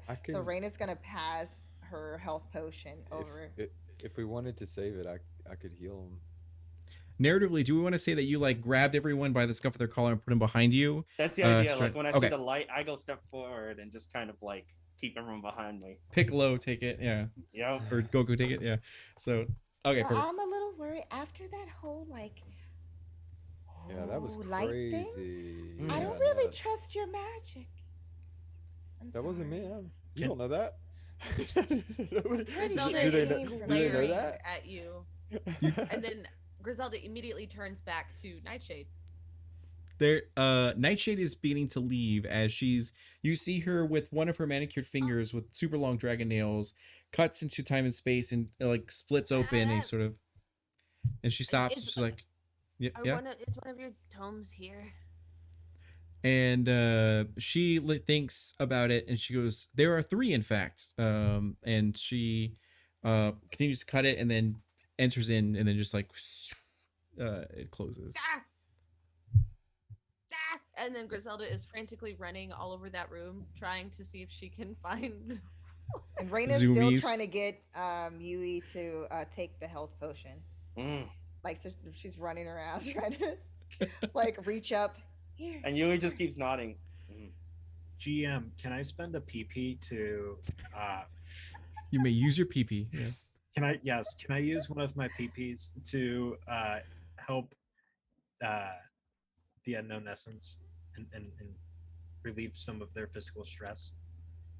When I When- It's only No, when you can it's use an your PP like opportunity. that. I think it's like when you when the D. After yeah, Yeah, so right. you can rolls use it a- to so when I roll a 1, that's when you can activate it to Okay. use it. Also you can use it for your techniques, or your special effects and all that kind of stuff. That way if there's anything there that can help out, then you can sort of do that. Yes, Alatar's gonna or- walk up to. Oh, sorry. Go ahead. Actually, what you can do right now, as long as like unknown essence consents, is you can use your medic like to try to bandage him and heal his wounds a little bit, which will step it down only by 1, unless you get a heroic success, which will be by 2. Yeah. I'll use. Cool. Awesome. That's definitely duty. Chunking bones over my shoulder. Like, where is it? As you're like clawing at the ground. Yui is entirely focused on this tunnel, though, trying to see if there's anything off Yeah, about we're it. definitely running Sure. behind, trying to like help. Boss, and I start climbing on his back and like patching his Yeah. wounds. Like Reina's like trying to help Yaya like balance It's- himself on his back to try to like mint him. Using my small to do this. Exactly. It's a bad sunburn. You can see that like his skin is like literally peeling off as it's. And what was your skin tone? Was it a Obsidian black. with obsidian bits of black? pink. Okay. Okay, yeah. It's a lot of pink now. It's yeah. So yeah, so Har will appear. It's like, oh my god, you did it. You cleared the spirits. As you look down and you see now they're just like resting bones. Still in their bronze armor and regalia and all that kind of stuff, but they're just simply their soul is essentially gone. As yeah, and they go, oh, we'll tell the others that everything's fine now, and we'll make sure that we don't activate any traps and everything. And thank you guys so much. As he's just like super grateful. So as you look down this tunnel, you can see that there are it looks pristine, just like it was the day it was like crafted and created and everything like that. And it looks good. As you travel through it, you were very cautious. You see no traps whatsoever and aren't really like fearful of any of that. As you could sort of like peek out and you see that the tunnel opens up to the side of a sort of mountain that you look over and can see Atsu, which is where you're supposed to go to, where Sultan Farah is. Now, granted, it is 150 feet away, so you probably will have to. Oh shit, your hyenas are also with you. Yeah, so you'll probably have to get on your hyenas and like dart over before the Haboob can get you. But it's a lot shorter of a distance than what it was previously from when you got to like sort of the cave. But yeah, So yeah, Yui's gonna make their way back to Alatar and Grizz, and I was gonna say, yeah, Grizz is still. Yeah, I'm Yeah, at the Reina's mouth of still the cave waiting trying to on- help. waiting So on like Grizz. Reina's like passing Yaya like tools. Damn your Look for forehead, bugs. boss. Don't I open the got you. book if you look for the book, but don't open the book if you find it. It'll drive Wait, you mad. I'm This looking. would I go know a what I'm lot looking for. faster if you Do just all- stop. Do all the Mm. dead people? All the dead people still have all their glittery stuff, right? correct. Yeah, Yep. I'm not looking for a book. go for it. So whoever wants to search for stuff, go ahead and do awareness, all that sort of stuff. That way you can do Oh, a Awareness check. Yeah. instead. That's better. I rolled Do I rolled an 11, by the way, to patch up you. Oh, okay. So we're gonna while we were going down the tunnel. and you were at a D10, right? For yes, your I'm at a D10 right now. okay. So An D10 11 with a D8 effect. There's no. It's not a stressful situation right now. So you need to beat a 10. Meet or beat a 10.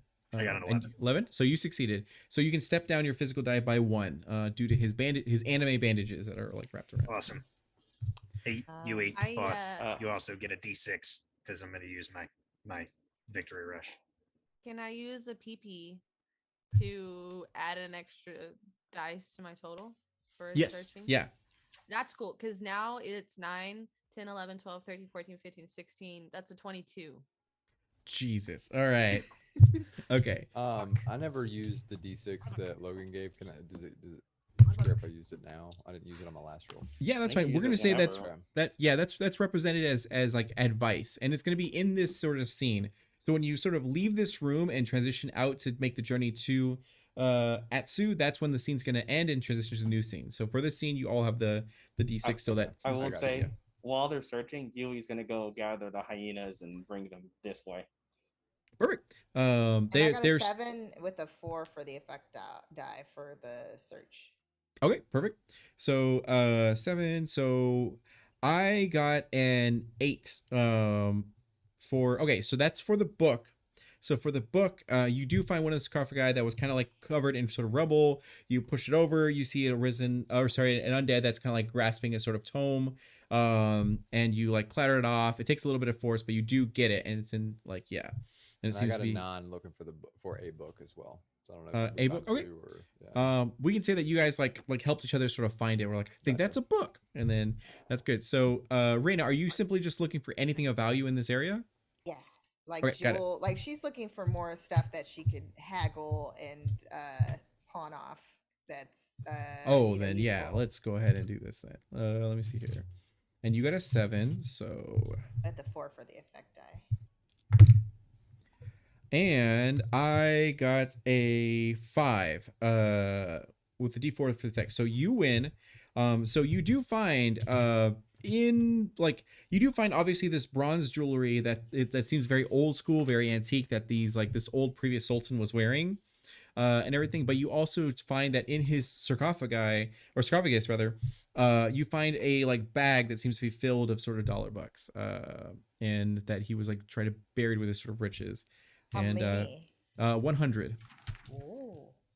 Yes, and along with gems and jewels and all that kind of stuff. So, uh, yeah, and with that, we're gonna go ahead and take our 10-minute break really quick. That way we can go to the bathroom, get a snack, and whatever else, and then we're gonna continue this next part of this journey that's gonna get pretty spicy, I think, and should be pretty good. So we'll see you guys in a little bit, and yeah.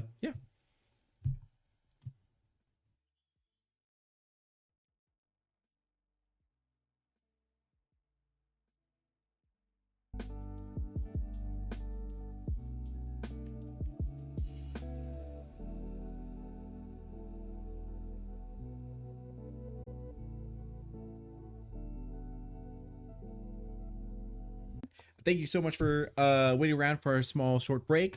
We are, revitalized, rejuvenated, and ready to talk to some sultans and all that kind of stuff. So it should be a lot of fun.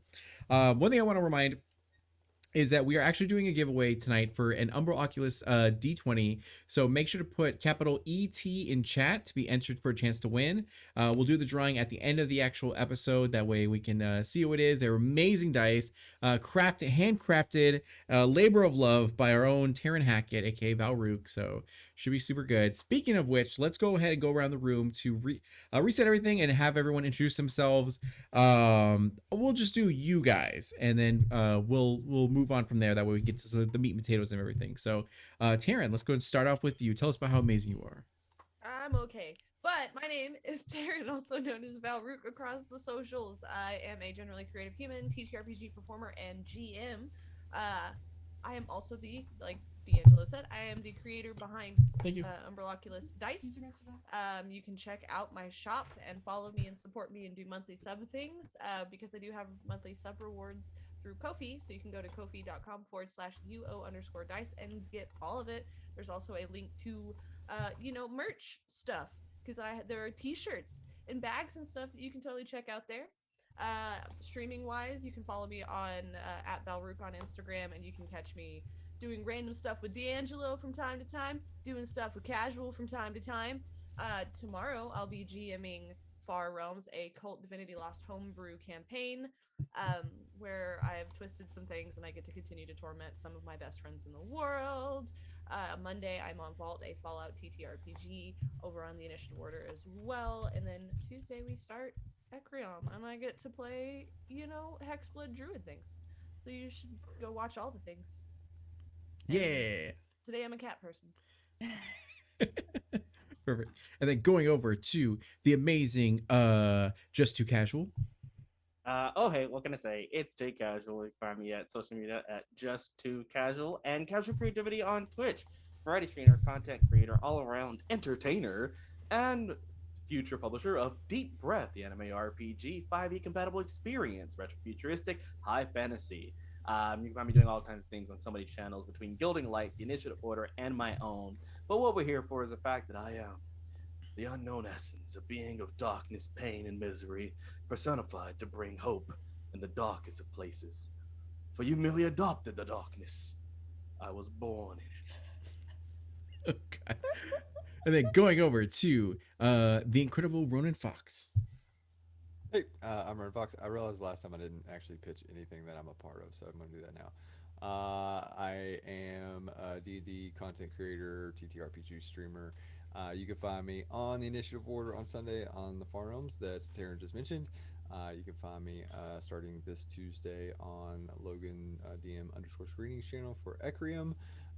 And I am helping the vast majority of the people you see write stuff. So that's what I do is I write stuff and I create worlds and do all this sort of thing. So you can find me on the socials, and I'm starting up should be restarting my Twitch in October, so I'll be building community-based D&D content there, so you can contribute and make the story with me.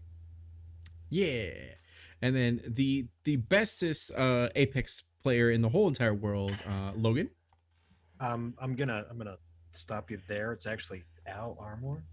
Oh, is that yeah. Yeah. He's in chat. I gotta call. But no, I'm Logan Hanley, your friendly internet dungeon master. I create D&D content for my world of Ecrium on Twitch. I also am in some stuff like I am today. Every once in a while, I hop in and help out my homies. And then, like Taryn and Ronan both said, I'm sure Utahime will say after me. Tuesday is the start of the Ecrium Expedition. It's a 5e campaign set within my world of Ecrium. We play bi-weekly on Tuesday nights, starting at 8 p.m. Eastern Standard Time. Yeah, come join us. It's going to be, I don't know how I'm going to manage everybody in that party, but we'll see. You will not. Turn out Tuesday and find out. Chaos. Yep. Chaos. The barefoot party. It's like Oh, yeah. so good. And then going over to Utahime, the cosplay senpai, amazing, wonderful. Hi guys, I'm Brianna, but most of you guys know me as Utahime on the social of the medias. I'm a cosplayer and streamer, and also too TTRPG performer. So if you want to check out my stuffs, you can find me at Utahime Cosplay on Facebook, Instagram, here on Twitch, where I game. I'm going to be gaming next week on Wednesday and Thursday around 4 p.m. Pacific time. So you can see what I'll be doing. I'm not sure yet. It's might be Yakuza, might be some more Blood Hunt, Dead by Daylight. Just check it out. And, Apex? No, not even close. I mean, if you watch some of my Blood Hunt, some of that, you'll see why. Shooters are not always my thing, but you know, we all have our things. That's fine. And then you can find me Brianna DeCosta on Twitter. And again, Monday night, you can catch me as Ash, the super mutant, who's always ready to smash some skulls. And that's 6:30 p.m. Pacific time on the initiative order. And then, of course, as everyone has kind of said so far, we are going to be starting Ecrium Expeditions, DM _ screenings channel. Catch it, because he's going to be leading us through an awesome adventure in his world. And that's 5 p.m. Pacific time, 8 p.m. Eastern. I hope I got that right. That's correct. We have to try to do the Pacific and Eastern, so that way, you know, because I know my brain can barely hold that in. And yeah, and tonight I play a hunter beastmaster who's a kitsune, very quiet, Reina. So let's do the thing. Perfect. Yeah. So my name is D'Angelo Murillo, and with all my heart and soul, I fight for more diversity and inclusion in this community. I try my best to organize events that will help performers get paid for everything, and yeah, all that good stuff. So tonight we're playing Emerald Templars, which is my own tabletop RPG that's powered by the Cortex system. It will be available on Kickstarter starting next month, around like October 15th. And it is a labor of love as I put it together. As I've had this concept for multiple years, had all my friends run through it for like Dungeons and Dragons and everything like that, and now I'm bringing it over to its own tabletop RPG that is very diverse. It's very inclusive in all sorts of ways, and it's the game that I wish I could have had when I was coming into this sort of community, because it was very jarring to be shoved into my face with all these different lack of representation. If they're brown, then they're evil was the main concept. So now this is a tabletop RPG where that's not the case, and it's like far from it, sort of thing. So it's really, really cool. So we're going to continue forward with this. So once again, we are doing a Get Dice giveaway, so make sure to put in capital ET in chat to be entered for a chance to win the D20 at the end of the night. And make sure to follow everyone on their social medias and all that kind of stuff. And yes, so we're now going to get into it. As you guys, with your hyenas, go to the mouth of this cave, or the exit of this cave, as you can see clearly, Atsu is within eyesight of it. And there is various sand dunes that are before you in your way, but it's pretty close. A hard ride over should be able to get you there. But the moment that you guys even flirt with getting out there, you can see the sands begin to pick up a little bit and begin to swirl and rise. So what would you guys like to do? Right. We may have to talk to him anyway. Or you guys can distract him. Good at distractions, but I'd rather just make friends with it. I just We want my also book. we, I we got also have I a got what I wanted. we also have a genie with one. Yeah, but she wish left. keeps threatening to hurt us with No. eternal pain or something. Yeah, Latana Yeah. pops out and is like, Thank you. But she's like, ready.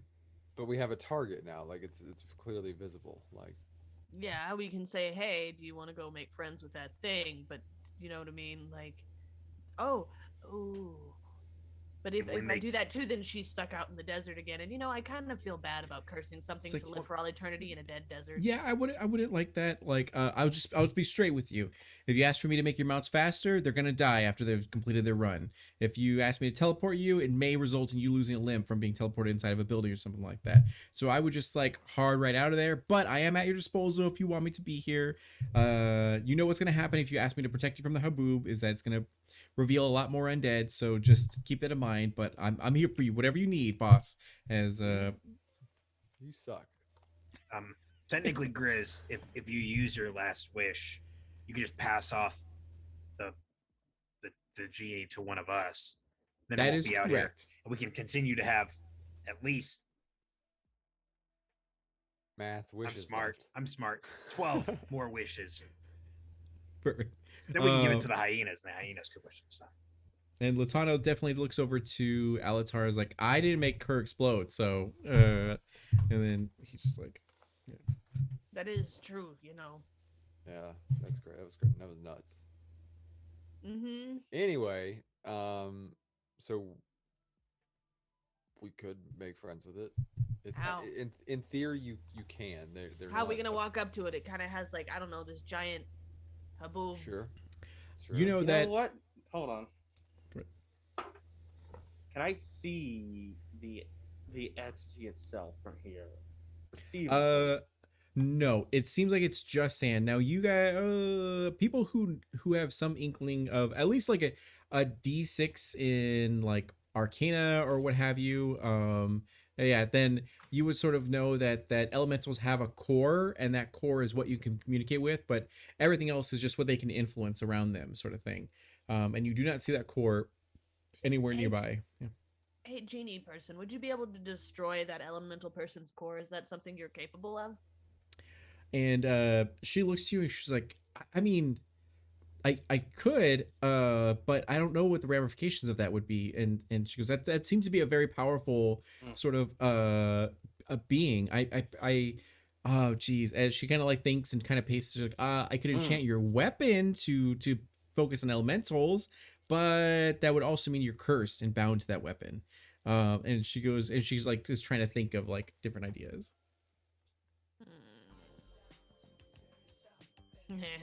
I could use my last wish. Mm. Yes. Hey, It'd be genie. best if we know where the core is. Hey, genie. Can you do me a favor? Sure. What do you need? I would like Alatar to oh no, it's too mean. I won't do it. Maybe later. Are you sure? Whatever you might need, boss, I can absolutely do for you. Here's the thing, and she's going to whisper to the genie, like, I really want to change his genealogy, so to speak, to anything but a human, but I don't want to suffer personally. If it's somebody else, I have to be honest, I don't really give, two shits. But I don't want to lose anything important to me. And she goes, wait, one more time. You want me to change it to a genie? No. I want him to become like. Hang on while I pull up the book. No. Oh man. Oh, There- you mean like change his race, like his species? Mm-hmm. Okay, yeah. She was like, you could do that, but you would become human and he would become whatever See, you and that's decide. I don't want to lose that. That's why I don't like Oh. that. I mean, if I could swap even him and like, yeah, that would be I hilarious. mean, that would be really cool. I'd love to be human. I heard I heard they get all the good stuff. Just saying, it's something I'm toying. Well, we'll talk later, Ginny. It's an option. I'm just saying. She's like, oh, okay, I could do that. And then she like thinks about it, just let me know. She's like, yeah, I could do something like that. And then Reina she goes, bends down to Yaya. Let's just say it's a little overrated being a human. The rumors aren't always true. I guess that's true. What would Cinnamon think? I came back a human. No. Yeah, She actually would I threw up a probably little spit in in my your face. Yeah, I threw up a little in my mouth. That's probably not a good idea. yeah, humans are gross. Ugh. Vernon hates you all. Yeah, one human tried just to wait till ride her Tuesday. on her back. I will That have was the not last laugh. good. Perfect. So, with that, would Sorry. you guys like to travel out to Atsu, or would you like to do anything else while you're here, still within the safety of the cave? You will I- get on the hyena, Mhm. and then we'll prepare to ride. Atsu. Guess we're going. You want me to lead the way, boss? In case Mm. it gets hairy. All right, so you guys get onto your hyenas. You are prepared for the Haboob to rise and to strike out against you guys and everything. So your difficulty is reduced slightly for this encounter, as you, I assume, are going to sprint as fast as you can to the city before the Haboob can like get around you as it unveils. Surely more undead which are hidden beneath the sand. How So I'm gonna. fast? How much Mhm. faster are hyenas than I am?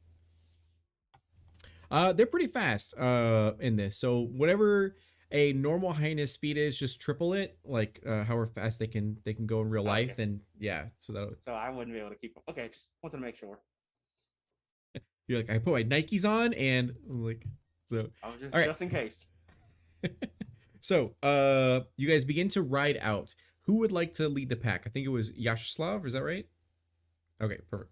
Yeah. All right, so go ahead and roll to keep your mountain check, to like make sure everything's cool and all that kind of stuff. So it could be awareness if you're trying to focus and everything. It could be willpower to try to like, ride harder for this mount, and then Candle Master, whatever you feel is relevant. I'm gonna do awareness, duty, notice, and then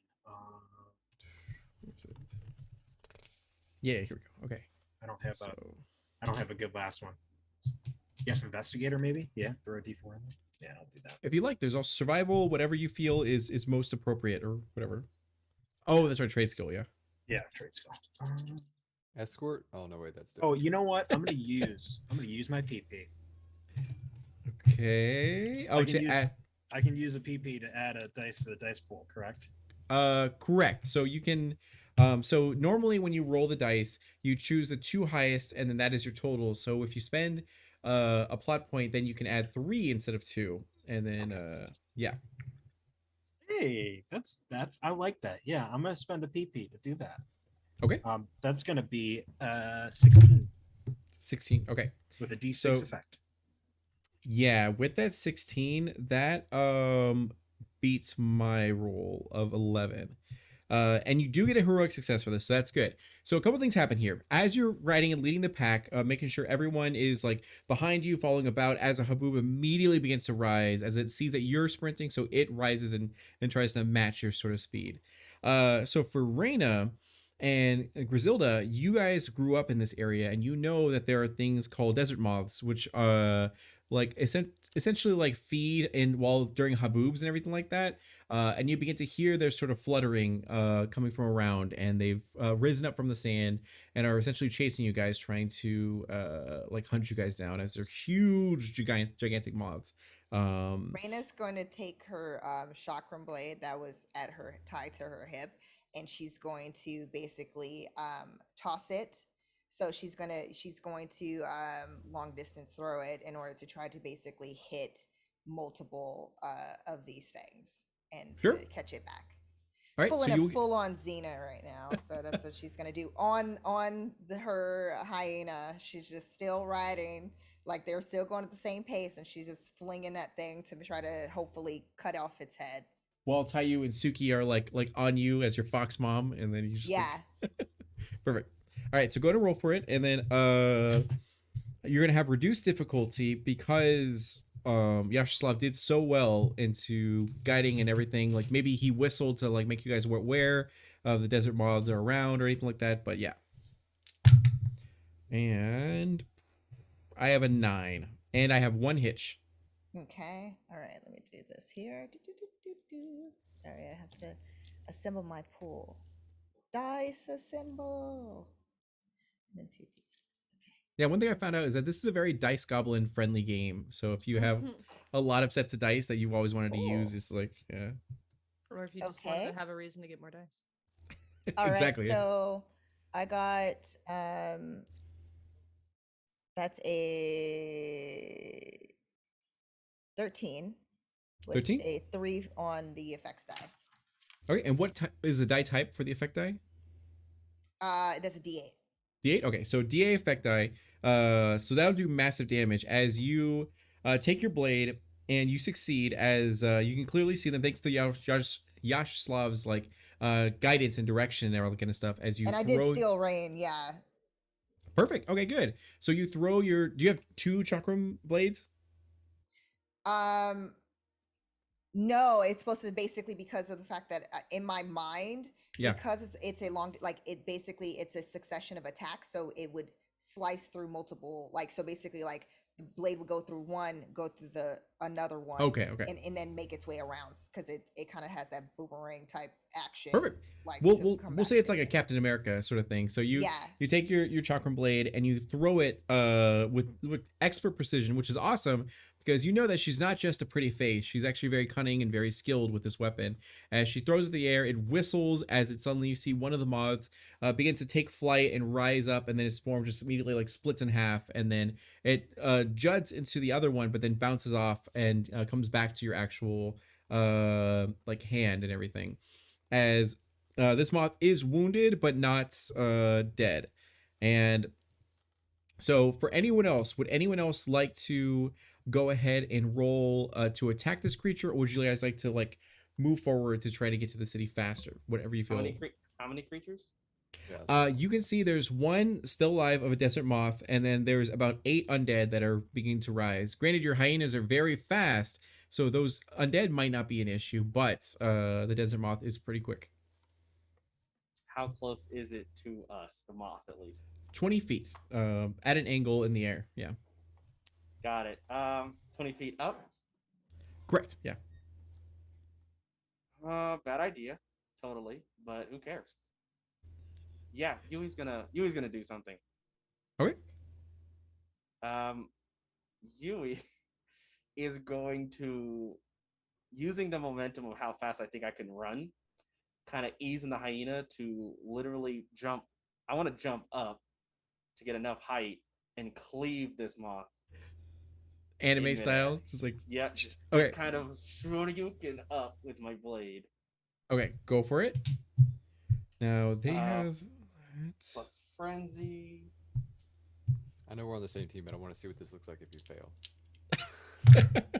Sadly, this is a hard thing for me to fail. Oh, you know what? I got a 13, so this is good. I literally roll. You know what? I am going to make this harder. I'm going to go ahead and spend a plot point. I'm going to use my PP, and this will turn into an 18. With an 8 for the effect die. Okay, then I'm going to spend the PP to add a 3rd die. Okay. That makes that 15, 20 with a D12 effect die. Oh wait, no, you're fine. What is it one more time? 20 with a D12 effect die. Okay.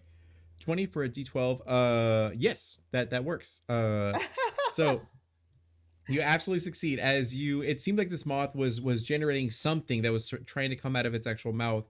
It might be spores or something like that, but it didn't have a chance to actually do it as you gathered your strength despite your wounds. Oh, I could have tapped into that, damn it.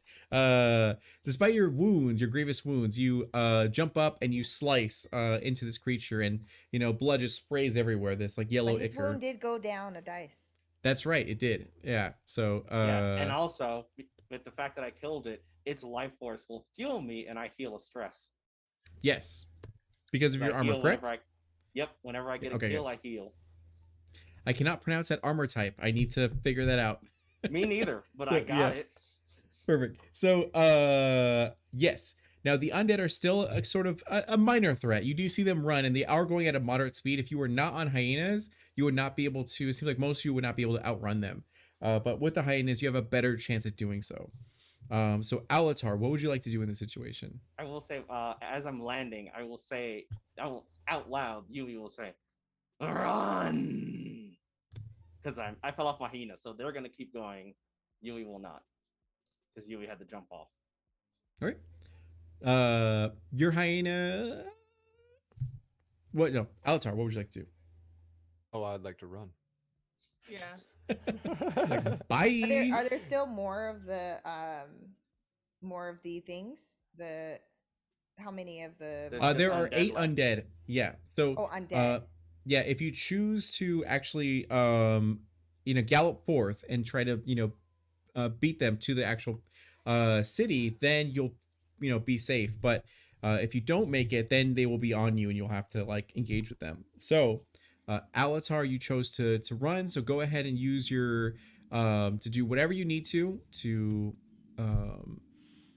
make it forward. So you can do agility or influence. You can also try to do whatever you think is relevant in this situation. Kennel master, all that kind of stuff.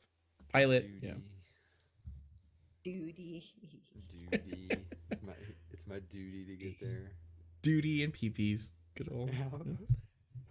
Survive, because that's what I want to do. There are no more desert mods, so this is going to be an easier encounter. And are the overlays weird? Let me know if there's anything odd with it. I just looked. They looked okay to me. Okay. I think it's just Griselda's. Oh, you're right. Okay. With a D8. 14 with the D8? Yep. Damn, that was actually really good. Okay. There we go. That should be good. Lots of peepees. Okay. Dang, dude. I really want to. It was 3D8 and I rolled 2 7s and a 2. So 2 7s and a 2. Okay. Yeah, I'll let this one pass. All right. So,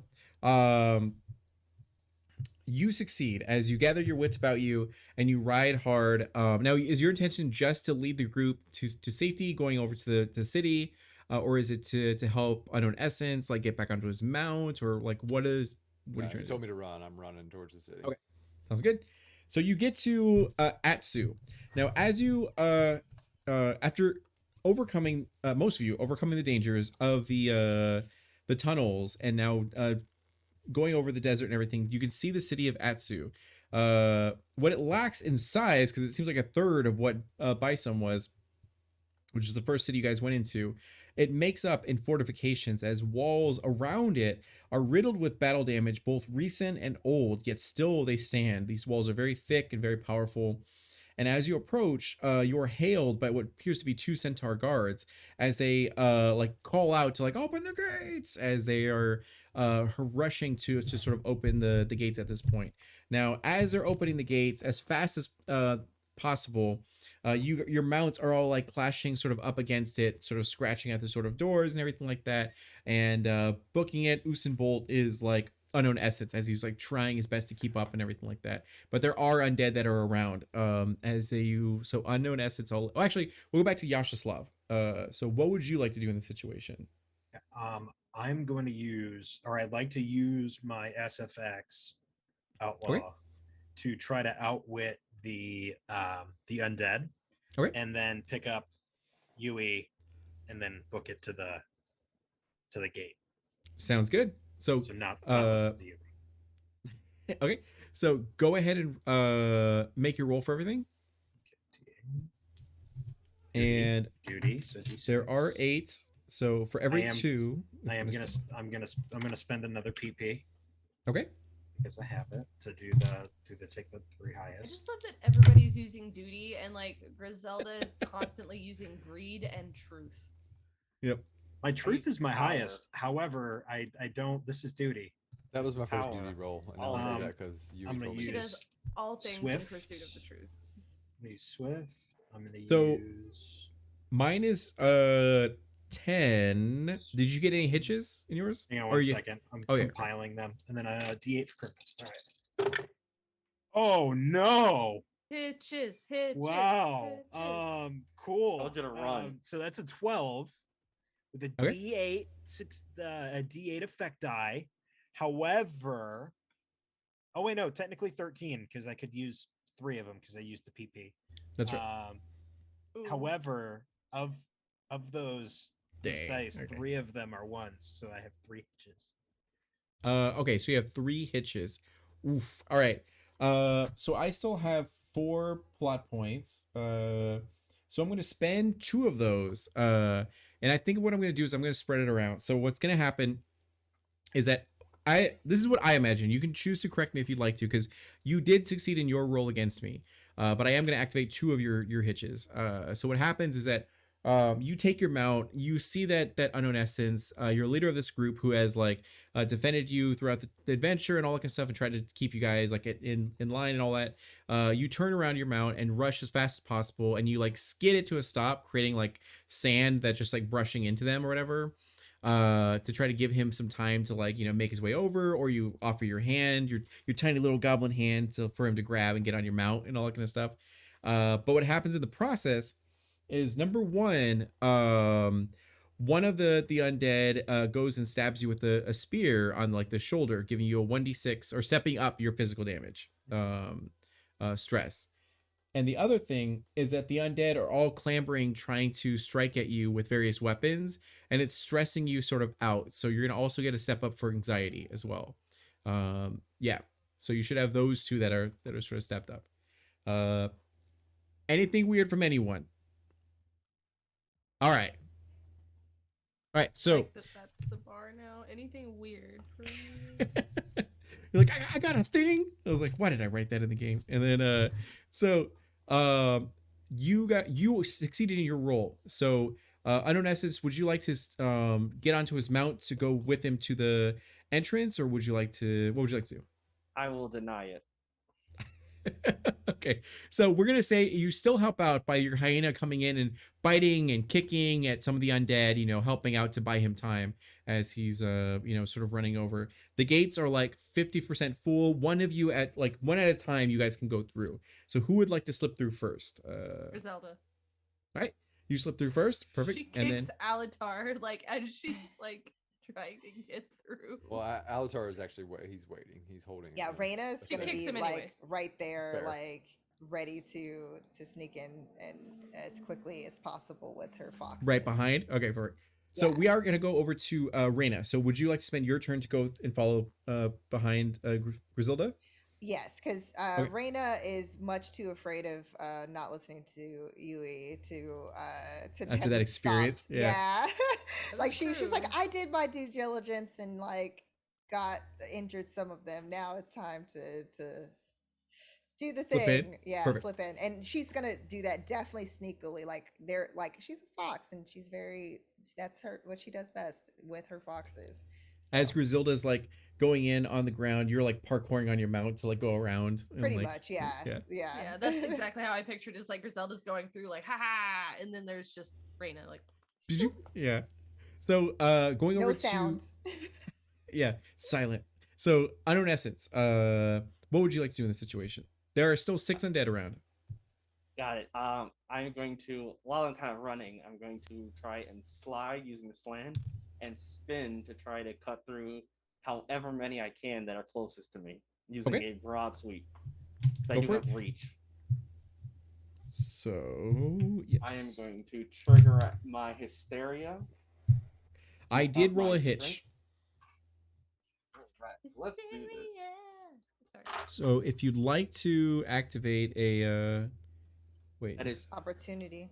it's fine because that's 22 with a D8 as my effect die. Jesus. All right. Did you use a plot point to increase your thing at all or anything like that? Yeah. Okay. I spent Okay. a plot point for my You hysteria. can decrease your stress. Oh, that's right. That's right. Yeah.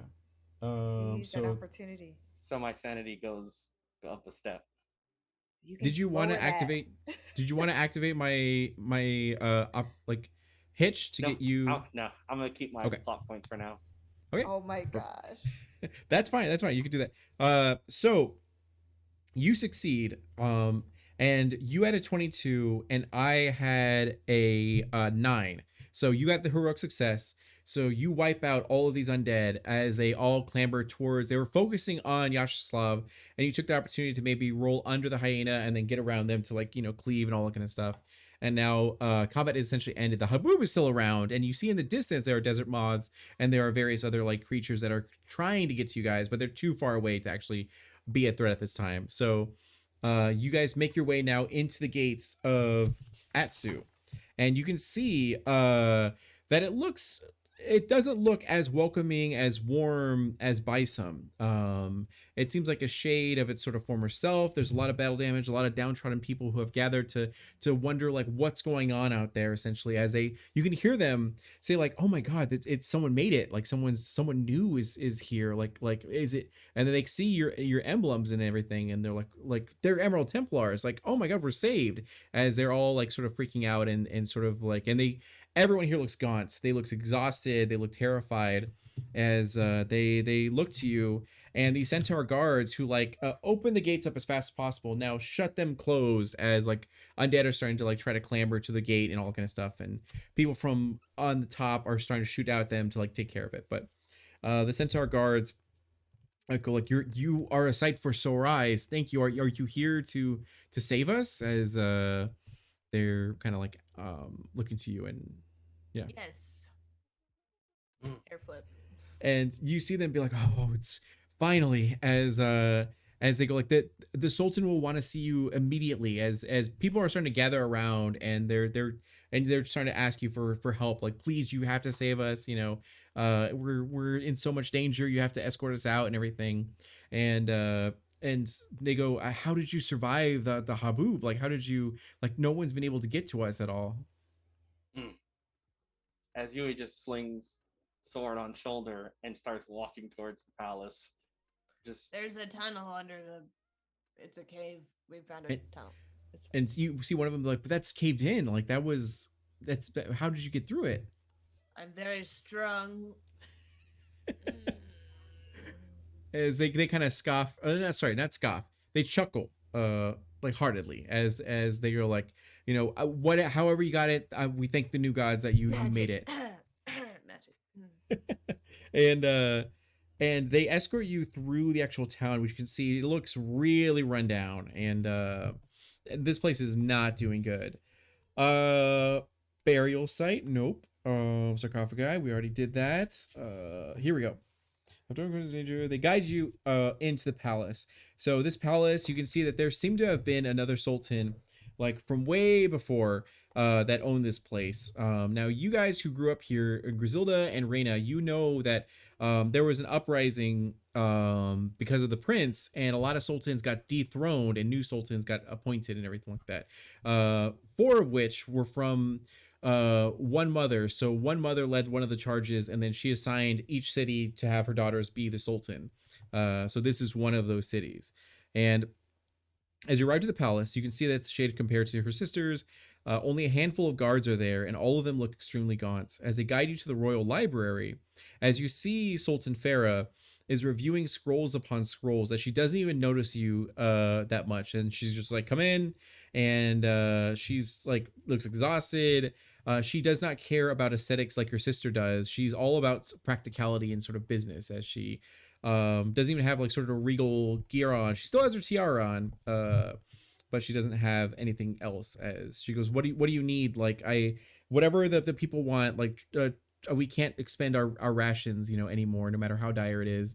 Like, we need to last until we can get some help. And the guards are like, no, I'm sorry, your sultan, but sultaness, but the Emerald Templars have made it here to see you. And she finally looks up and goes like, "Oh my God," as she goes from behind her desk and heads over to you guys and goes, "How did you, like, I have so many questions, but what are you here for? Was this happen chance, or?" Your sister sent us to come check on you, for lack of better descriptions. And she goes, I bet it was Azim. Of course, she's like the always the warrior ward, but I'm glad that she did, because it's the one time I knew that she would. I was hoping that she would notice that I wasn't at Mr. Fuzzybottom's birthday party, and then that would get her worried. And sure enough, that worked. And she goes, "What do you know about this place? Has word reached at all to anyone about what's going on here?"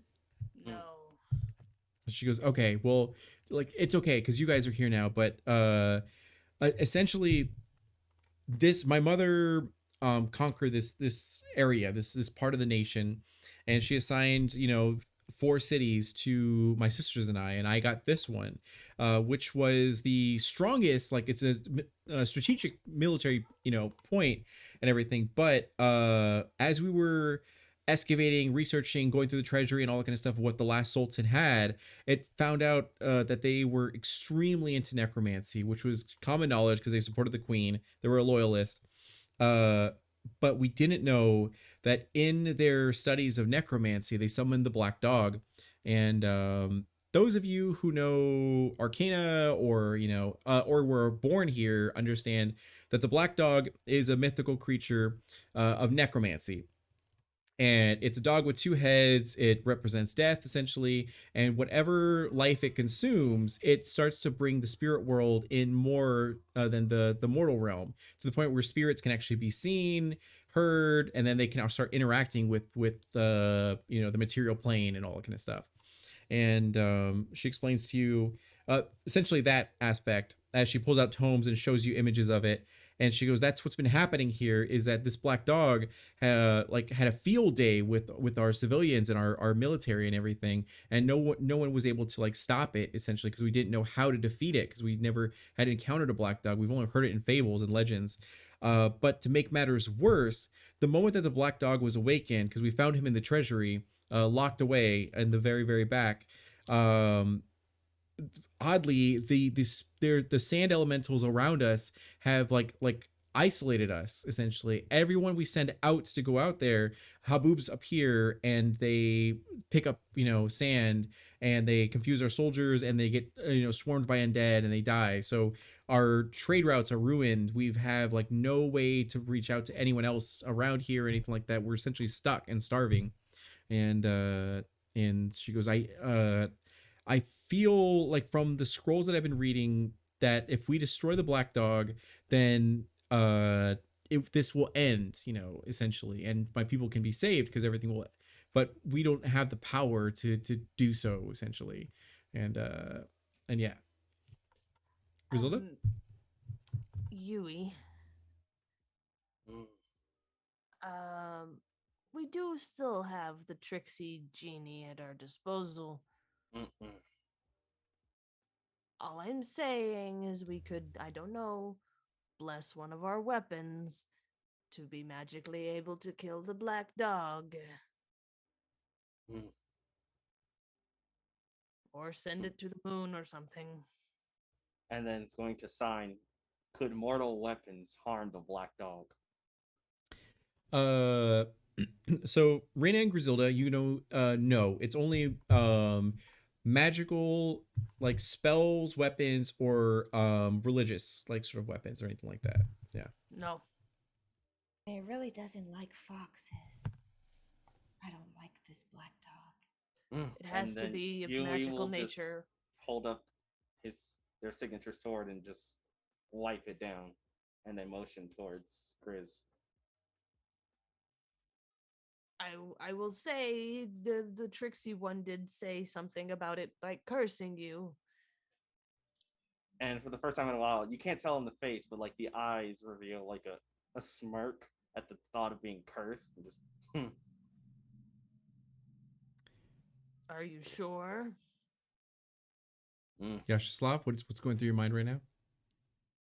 Well, first, after the events of the gate, I'm going to use my highwayman hinder because people don't respect me. You get a plot point. I'm going to get my pee back. Yep. And then, Don't I pass had out him. babies. What? Nothing. And then I had him. Why do I feel attacked right now? My name's not Ronan. Come on, Terry. No, I had an idea, but you know what? Because I don't feel respected and I'm using my hinder, I'm not going to say it. So, Okay.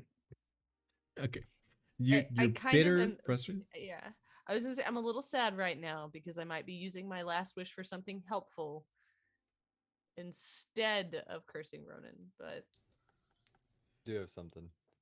While they're talking, Yui and Grizz, I'm gonna walk up to Yui and like brush some sand off his shoulder from that excursion that he just had, and ask what they're talking about. But as I'm brushing off the sand, I'm going to cast And Black peeled skin.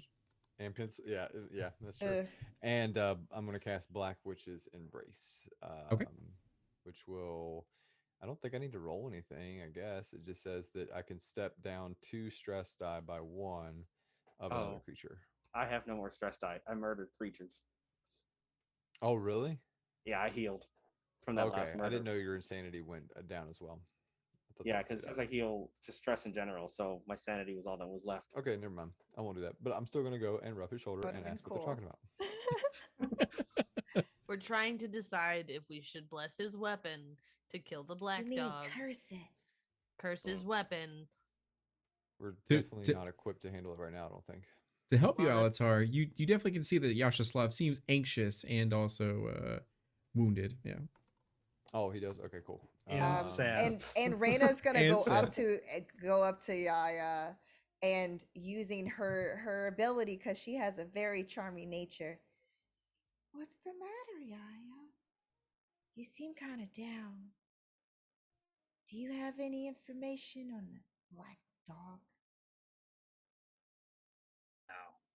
No, I don't. I just don't. I don't have any weapons that can hurt a black dog. So I was gonna say you could maybe. I don't think you do either. I don't think so. If May- anything, I might prove to be more of a trouble for the group because they really hate foxes. They can smell us from miles away.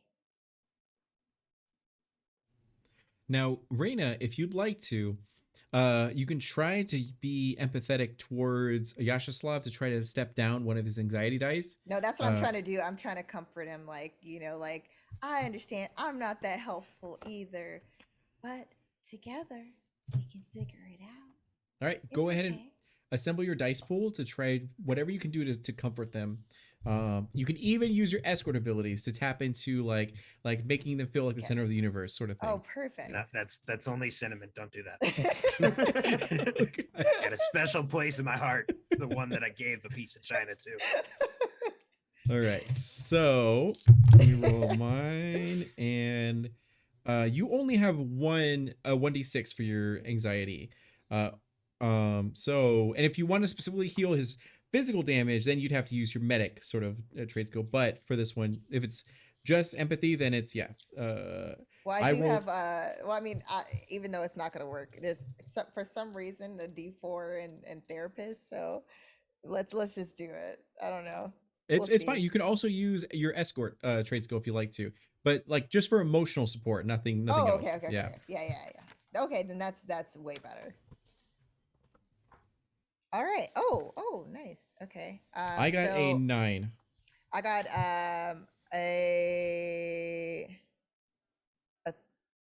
no, that's a 14. A 14 and it's a D6 for the effect die. Perfect. So with that heroic success, you normally would be able to step down stress by 2, but because you only have a 1d6 for your stress, it'll just Oh wait, go back. no, it's a D8. I'm sorry, it's a D8. D8? Okay. Yeah. Yeah, so your anxiety stress will just deplete, Yashislav. And you're muted. Yeah. It's back down to a D4. Okay, perfect. Yeah. So yeah, you're good. You feel comforted by her words, even though you're bitter and frustrated at the group. At least you know that one person has your back. And Yeah. It's all Yeah, that matters. she was like petting the shoulder. Technically, it's 3. Can I have some emotional support foxes? Like, absolutely, they're Yeah. like therapy Oh no, foxes. they're like hugging and like makes me feel better. and with their little face against your face, scritches. Perfect. So Sultan Farah kind of looks to you guys and goes, "You guys are the only hope. Like I am capable with the blade, but I am like we're all exhausted and we're starving because the longer that we're in the presence of the black dog, the more of our life it kind of seeps away from us. Like we've already lost apparently." And she kind of looks through her scrolls, be like, 3 days of our lives, like our life is shortened by 3 days because of like our mere proximity to it. So we know we were able to trap it in the gardens, uh, and it's locked there, so it's not going to escape at all. But we can't stop it at all. In the treasury, we did find some like magical weapons, but they're nothing like too wild or crazy that will absolutely like lend to you if you want to use those or anything. As she like snaps her fingers to one of the centaur guards, and then they immediately rush, they gallop over, they trot over to go get those items. And she goes, "Do you Yui, Hmm. your call. And Yui will like pick up the weapon. And does Yui know where the garden is from here? Like, do we know just offhand? Yeah, going through the actual city, you would have seen that there was an area that was blocked off. Like it seems like it was a shoddy sort of barrier that was set, and then behind it was an actual like uh place that looked super decayed, like unnaturally, yeah, decayed. So it's gonna sign first to the garden, and then it's gonna start walking that way, noticeably That is. dragging the sword instead of carrying it. Should we be waiting on the other weapons? They can meet us there. Okay. And the Sultan goes like, "Whatever you need to do, I trust you. I like." And she just like sits back in her chair and just kind of like just really just sort of like sits and everything, sulks and goes, "Do you have any questions, anything I can do for you to help you out, beyond just these magical weapons or items?" Um. This will for sure stop the elementals. Mm. And she looks and kind of goes, I honestly don't know. Like there's legends that I could like." And she like presses on the tomes and scrolls and everything that say that Wasia is protected by elementals, that to so when they sense that something's gone horribly wrong, the elementals will protect commoners and innocents from getting close to it and getting affected. So I think that Wasia is protecting itself from and its people from necromancy in this area until the so when if the black dog when the black dog got activated, that's when it appeared and all this chaos happened and we got cut off. So when we kill it, ideally, hopefully the elementals will know that it's gone and then they'll just dissipate and allow us to travel and everything again. But I know the blade and I know war, but I don't know magics or elementals at all. As yeah. And then Reina that- turns to the group. See? Friends. It's friendly. Does that check out?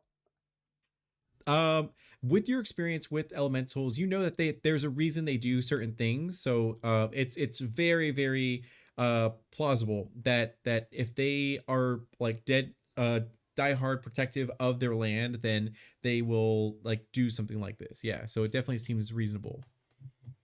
Certainly possible that's this will work.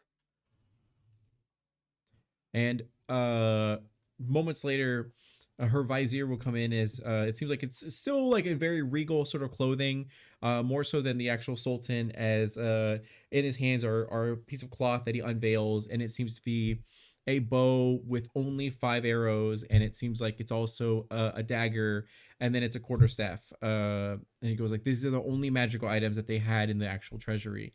They seem to be magically enchanted, and they also have some sort of properties, but we never got to actually like use them, essentially. And they have it there on the like this sort of table. Can we tell what the magical properties are specifically? Go ahead and make a check for you can do intellect, awareness, whatever you feel is relevant, and then go ahead and go down that line for it. And then I need to also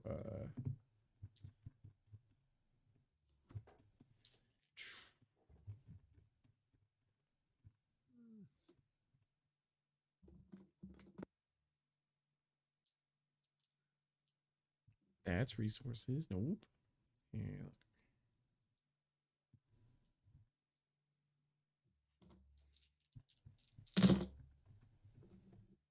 Uh, Here we go. 6, 7, 13 with a D10. Okay. So 13 with D10, and this is No hitch.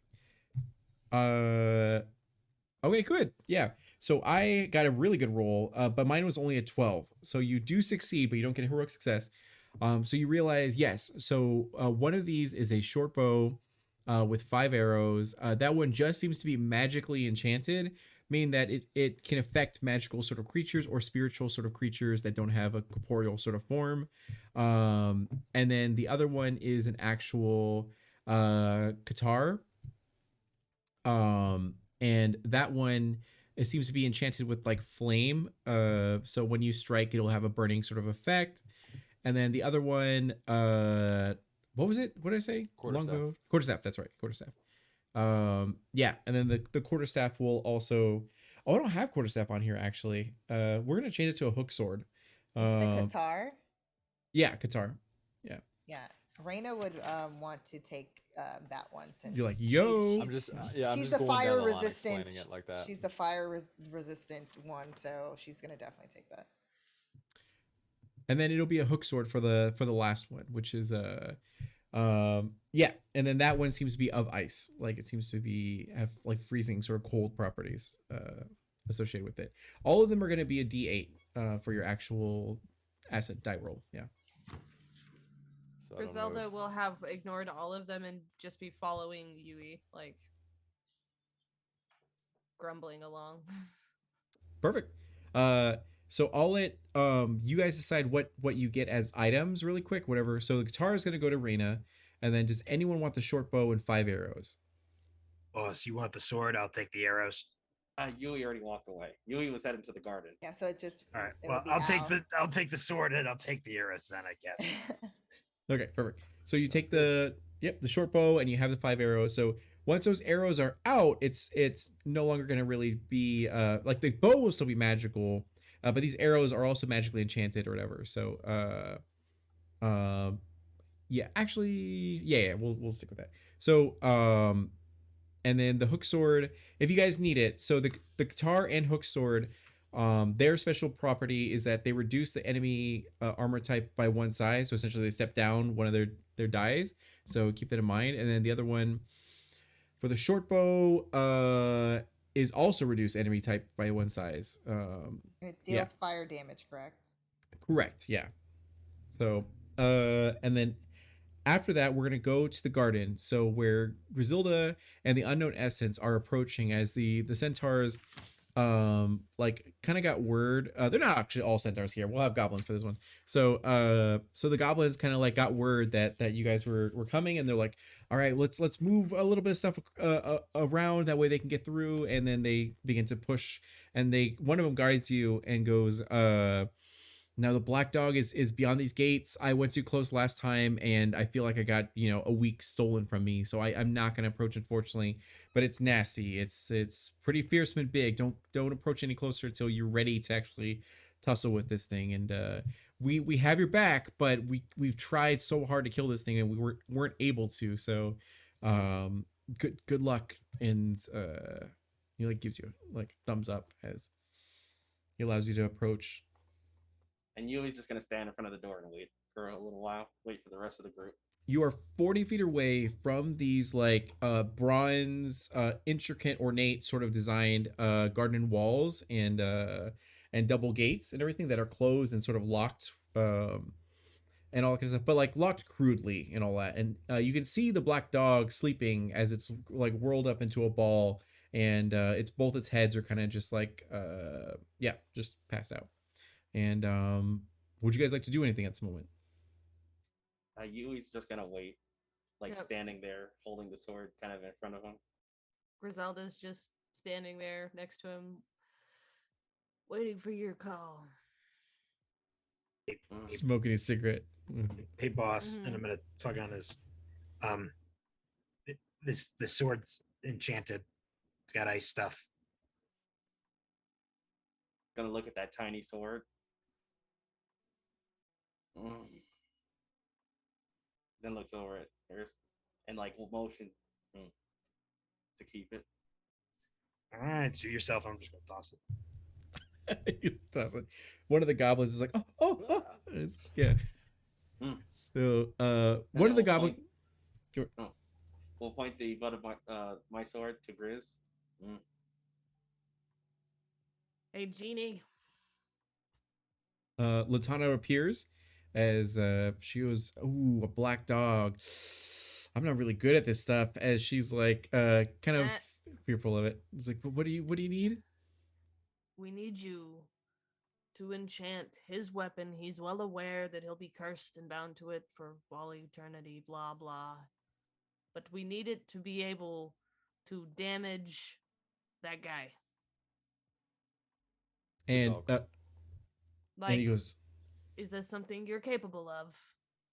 and she goes, "Yeah, I should be capable of it. So it will become cursed, meaning that you cannot part with it. If you part with it, you're gonna get extremely like stressed out. It could drive you to madness. But as long as you're as long as you want this, master, I can enchant his blade with holy energy.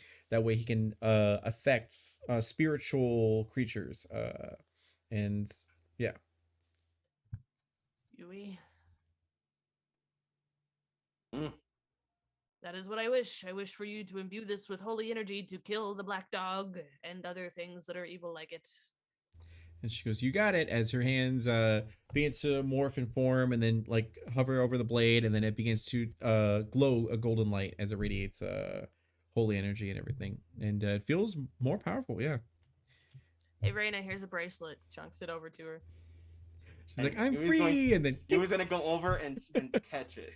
Like, Reina, because Reina basically was gonna let it fall. So, and she's also too. Reina's trying to stay further back anyway, because I'm going to activate right now my hinder, which basically is like around dogs, especially, but certain creatures, the stench of like the kitsune and its foxes is so strong that basically like it alerts. We're gonna definitely say that the moment that you approach, like once you get like 70 feet, in their presence, the both heads will like jut up essentially and then look over and begin to pace back and forth and sort of like sneeze and everything. And it's a large dog. It's about 6 feet tall and everything. So it your blade illuminates in golden light. Reina did not want to catch that bracelet. So Griselda, did you? Yeah, did you full blown like try to throw it, or did you just haphazardly throw it in her general direction? Kind of like, hey, throw it up like backwards. Okay, it would have been very easy to catch. Got it. So unknown essence, you absolutely catch it with no problem. Can I try to climb up him and jump and grab it before he does? Go for it. So this is going to be a test contest rather. So you guys are going to assemble your dice pool. So agility would probably be the one to go here, and then whatever other things. Yeah. I did gain a plot point, by the way. I'm spending a PP. Okay. Casual, you better throw your PP in there too. Might as well. We're gonna have a. Oh God. Just that's a 21. Ronan, don't make that noise. Okay. Oh God. That's 10, 17. Okay, so 17 and 21. Did anyone get hitches at all or anything like that? No hitches. God, let there be a hitch. Oh wait, what were we No supposed hitches. to? Okay. Oh no. Okay. It's just that was them, between whoever- them. Yeah. I was like, I just gained a PP. I'm not trying to join in on this. Okay. So I gotta like clip those moments, and then Just have a PP reel. It'll be I gained a PP. The PP highlights.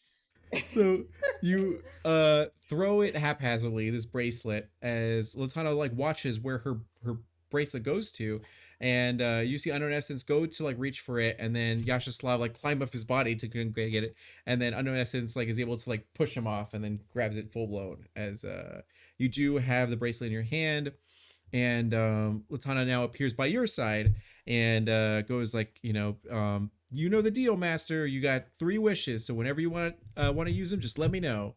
As yeah. I will slide the bracelet on and just go toward the door. Perfect. So, anything else you want to do before you open this this garden door? How close is the black dog? If you say narratively where I said before that you'd be 40 feet away from the garden doors. Yeah. So it'd be like 60 feet because it's in the, like beyond the garden doors a little bit. Yeah. Okay. And to use one of my spells, for example, I can just use it. I don't have to. Correct. Okay. Okay. That's all I needed to know before we go in. Okay, perfect. So with that, we'll go ahead and roll initiative this way. So go ahead and unless you guys would like to forego your like initiative to let like someone go first if you narratively want that to happen. Otherwise, you can take your agility die and then roll it and then see who gets the highest result. I want to go first. I'll but- go last. Yeah, I want to go near the front too. So That's an I'll roll. 8 on my D10. Damn it. Okay. Jesus. The So- 7. So UE got an 8. Reina got a 7. Grizz got a 6. But Grizz wanted to go first, so then I would like to. I'll let if that's okay with I will people. let Reina will let Grizz go first I will tell because you she can it's- use the distraction as Yes. Try to get it better. Well, Yeah. no, that's exactly what I'm offering. There's a big thing that I can do. yeah. It will So that's help why she's people. like, okay, I'll go after. Okay, and then Alatar, what'd you get? 3. 3. And then Yash Slav. I'm gonna go last. Yeah, he went last. Okay, so just wants to go last, and then the black dog is a 3 as well. Okay. Well, I guess it doesn't matter because he'll go whenever you guys gauge. Okay. First one up is going to be Yui. Do you want to forego it to let Griselda go first, or do you want to go first? Really, Yui's gonna do we what a all know tank the does. answer. Yeah, Yui's a tank. Yui's going in. Okay, perfect. So you approach these gates as it like is full and ready. It's snarling and everything like that in a very abnormal way. Definitely not natural.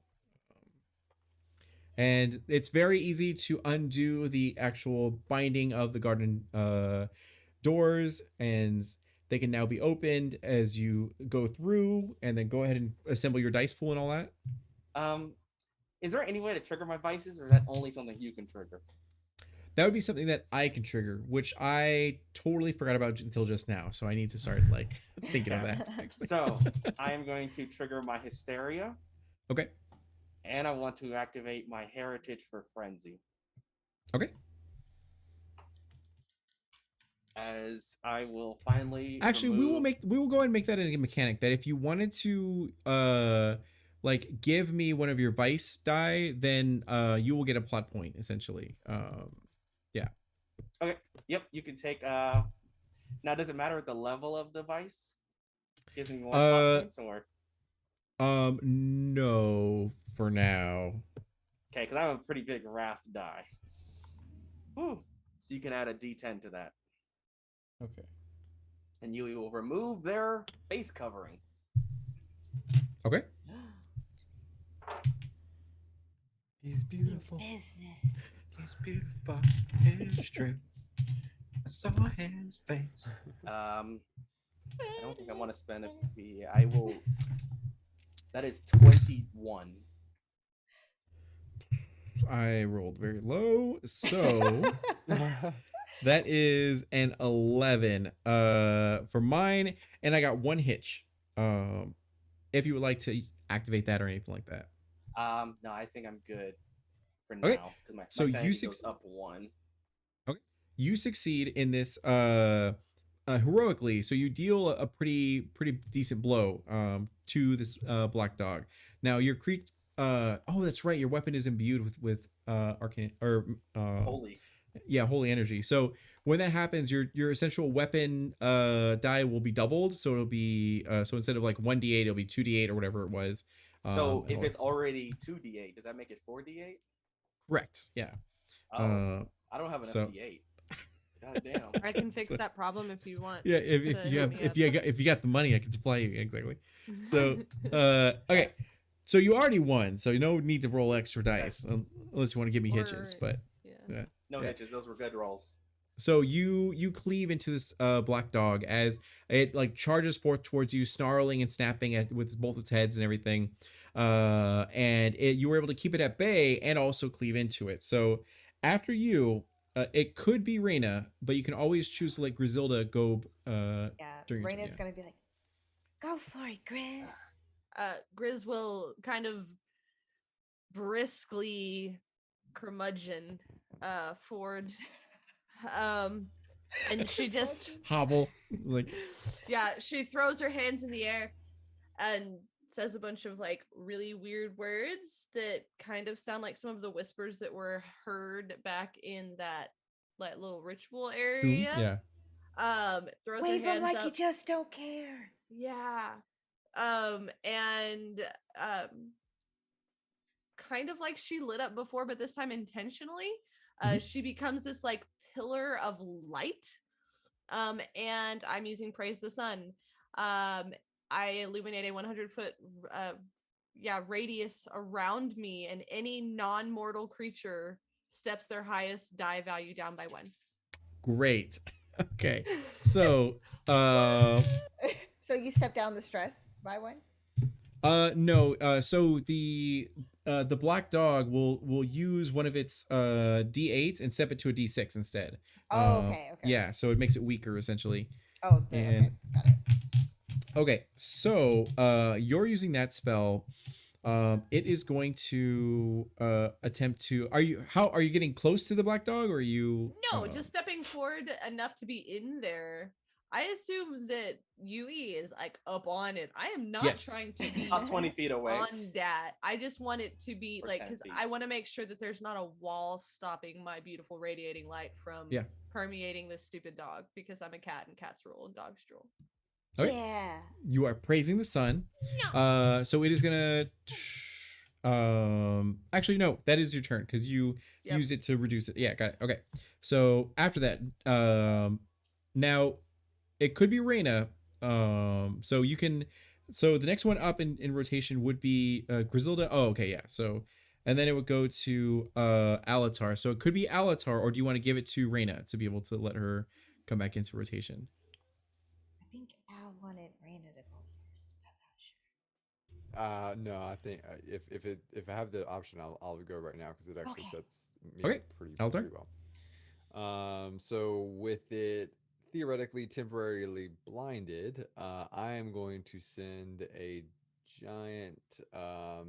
You'll see basically him take the light and fire from Grizz's thing and just sort of jet in some necromantic energy and make a dark fireball and then shoot it right at the dog from the light so it can't really see it coming. Okay, perfect. So go ahead and assemble your dice pool. Okie dokie. There's a curmudgeon-y, grumpy cat light in the middle of all of this. I So- can't tell you how happy that makes me. Okay. And then there we go. All right. So it's been stepped down, and ooh, this is good. All right. So Shut up. Oh no. okay. So, and I will spend one of my plot points to increase that to a 14 for my result. Okay, I'm gonna use my robes to reroll one of my spellcasting die. Okay. I've already beat you, but I don't want to hitch. So Why? What's why? all right, so I rolled an 18 and a D8 for my effect die. Okay. So an 18 will obviously beat mine, and I had a 14, 18. Yeah, so you don't get a heroic success. You need a 5 or more. But you still succeed. And then what was your effect die? A 8. A D8? Okay.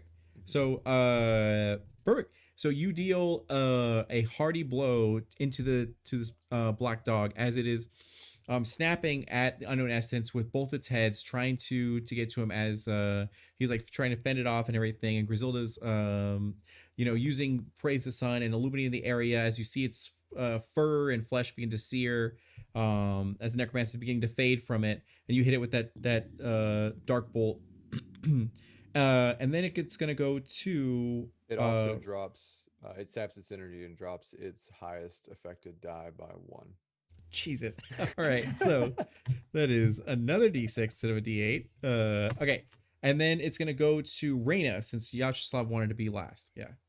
Okay, so basically, after seeing the spellcaster, well, seeing Yui do his thing, and the spellcasters do their spells, which obviously that's distracting the black dog, which was necessary because the fox knows that obviously it already smelled her scent. So basically, she's going to run basically to go kind of flank to get behind the beast wherever, like, if Yui's kind of like in front of it distracting. I don't know, was it in front or to the side? Where did Yui? In front, like In front, perfect. So basically she's going to leap on top of the black dog to try to get on its head using her agility, and she's going to take the claw that was fire that had the fire guitar? damage, Yeah. the guitar, and basically slice at its eyes.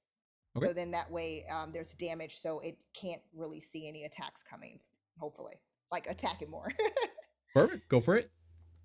So I think everyone's like targeting the eyes, so it's like, might as well make sure that this thing can't. It has really 4 see. eyes. I was going It's for fine. that the whole head. I feel like, Yeah, like just the head. We just want to damage as much as possible. But she doesn't think that she's as strong as Yui, so she's like, I'm just gonna, blind it. That's what I can do. Okay, let's see. All right. Ooh, we're getting some good rolls. Okay, so Okay, let's see. no hitches on my side. I got a 4. Oh, you know what I'm gonna do? I'm so sorry, Utahime. I'm gonna spend Go a ahead, plot point, so I'm at 2 plot points left. And I'm gonna increase this from a 14 to a 20. Okay. So I have a D6 for effect die. Yeah. All right, and then I'm going to also too. I'm because this should work because technically the guitar is metal Magical. Yes. and magical. I'm gonna do Steel Rain to basically kind of like really like attack. Go for it. Yeah. Slice. Yeah. So that's gonna be some extra die because I want to make sure that this works. Give me a second because I got a lot of stuff here. I got like 8 dice. I know that feeling. With this weapon, I rolled 10 dice. All right, let's see.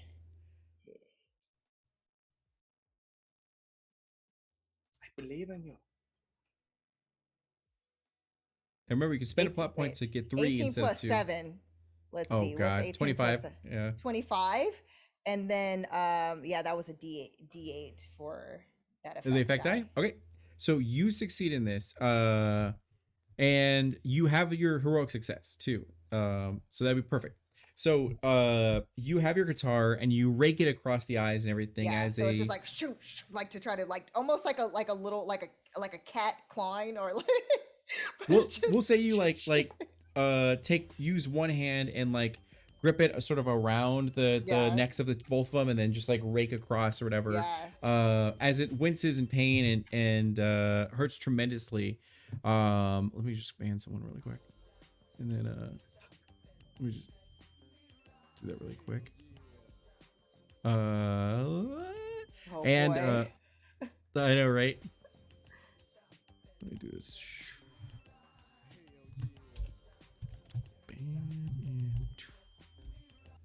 Yeah, especially since I don't have a mod. Yeah, I don't have a what was his name? Robogoblin. He was like so useful. He was so helpful. And boop. There we go. That should be enough, I think. Okay. So you succeed in your roll as its eyes are bloody and it looks weakened from a huge hit to its side, and also from a one of its like heads is already partially like destroyed from the dark bolt and everything. So then it goes to Yash Slav. And I did jump down, by the way. Like I totally like after doing that, it's like those quickly like yeah, and then kick off. Yeah. Yash Slav's gonna like run and then at the last second slide do some like sideways like lost shots with the short bow. Okay. Cool. Okay. It is that's- blinded, so it is going to get a D4, That's okay.